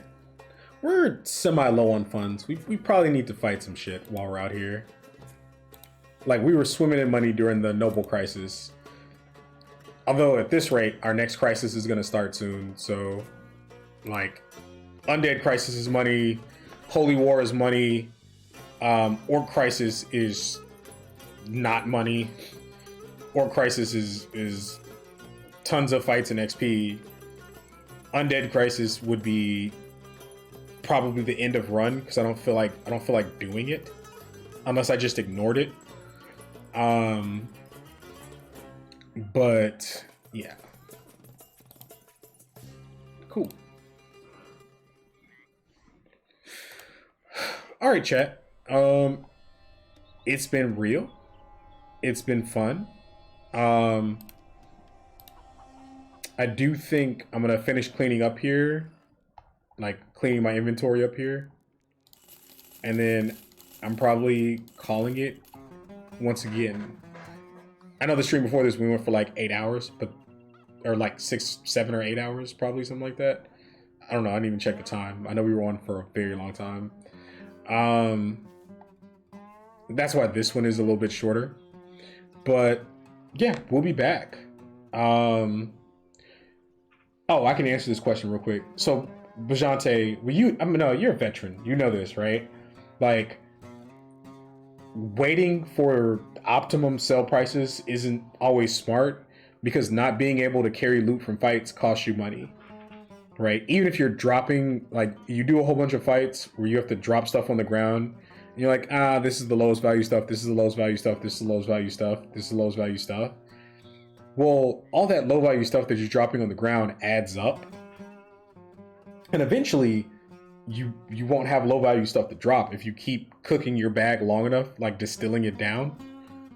And so, like, if I need to sell because I need room because I'm about to do a whole bunch of fights somewhere, I'll sell at 15.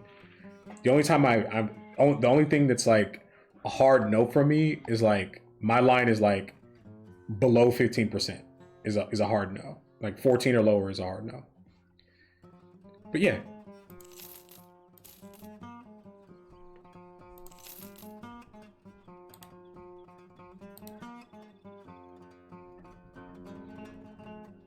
Yeah, and repairing items, you have to be caught. You have to track your tool cost, right?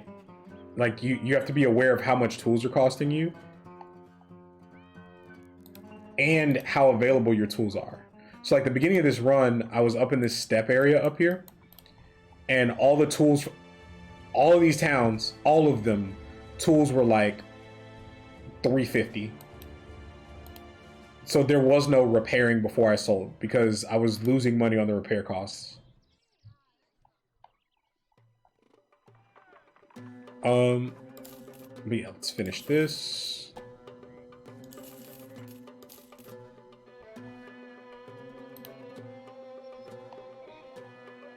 Right, now that I'm getting a whole bunch of tools refunded with scavenger and I'm in the southern cities, I'm getting reasonably priced tools. I'm doing a lot more repairing, right?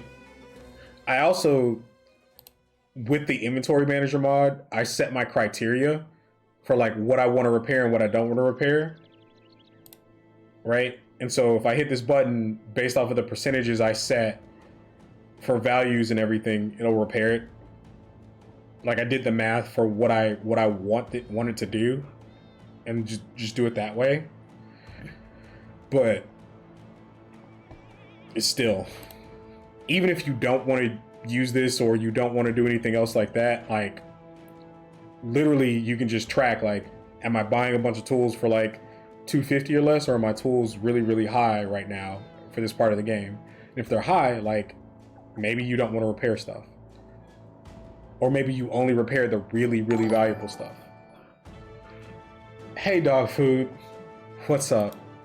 This always happens to me. I like start doing my wrap-up spiel and I get raided. Hey man, we're getting ready to head out. We just did a 30. If you guys want to see something cool, we did a 30 orc fight. No, you're fine. I'm happy you stopped by. We did a 30 orc fight in one of these camps. It was pretty cool. We've done some like big raider fights, but whatever. They're raiders. They're giga free at this stage of the game. This is what our team looks like. Looking pretty good. No complaints. And for the people who just got here, I do have something for you. If you've never seen this channel before or are curious about our playstyle or how we narrate, I do have a short chosen fight that I like to show people. So check this out. This is like the summary of how we play. So this fight is a straight lowborn team minus the throwers. We use hunters. Any hunter fits our range build. But check that out. And if you like that, give us a follow. We'll be doing some more. We're almost done with this run. We're probably gonna bust another couple legendaries and then call it good. We're probably gonna bust. It's a late monolith, so it's like whatever. Our target is a sub 150 monolith. We sucked in the mid game this run. We could do it now, but we don't know where it is. 2, we need to do a couple days of running around buying the things we use to prep. Resolve potions, second wind potions. We need a couple more nets. Outside of that, this guy needs a couple levels. That's the biggest hurdle is these two guys need levels. That's the biggest hurdle. We had a banner die in a crazy nomad camp fight. Like day 105 or something like that. And it took us a while to find a good banner because we're raiders and our recruiting kind of sucked. All this was hostile up here and we just couldn't find a good banner. And then it took us a really long time to get our monolith tank online. This guy can definitely do the job in monolith. He just needs a level and change. And he can tank the North Wave for monolith for us. So yeah. And Curse Spirit, thank you for the follow. I appreciate it. Appreciate it, guys. Thank you so much. Thank you, Dog Food. Hope you had a great stream. Appreciate the raid. And we'll go from there, man. Take care, guys.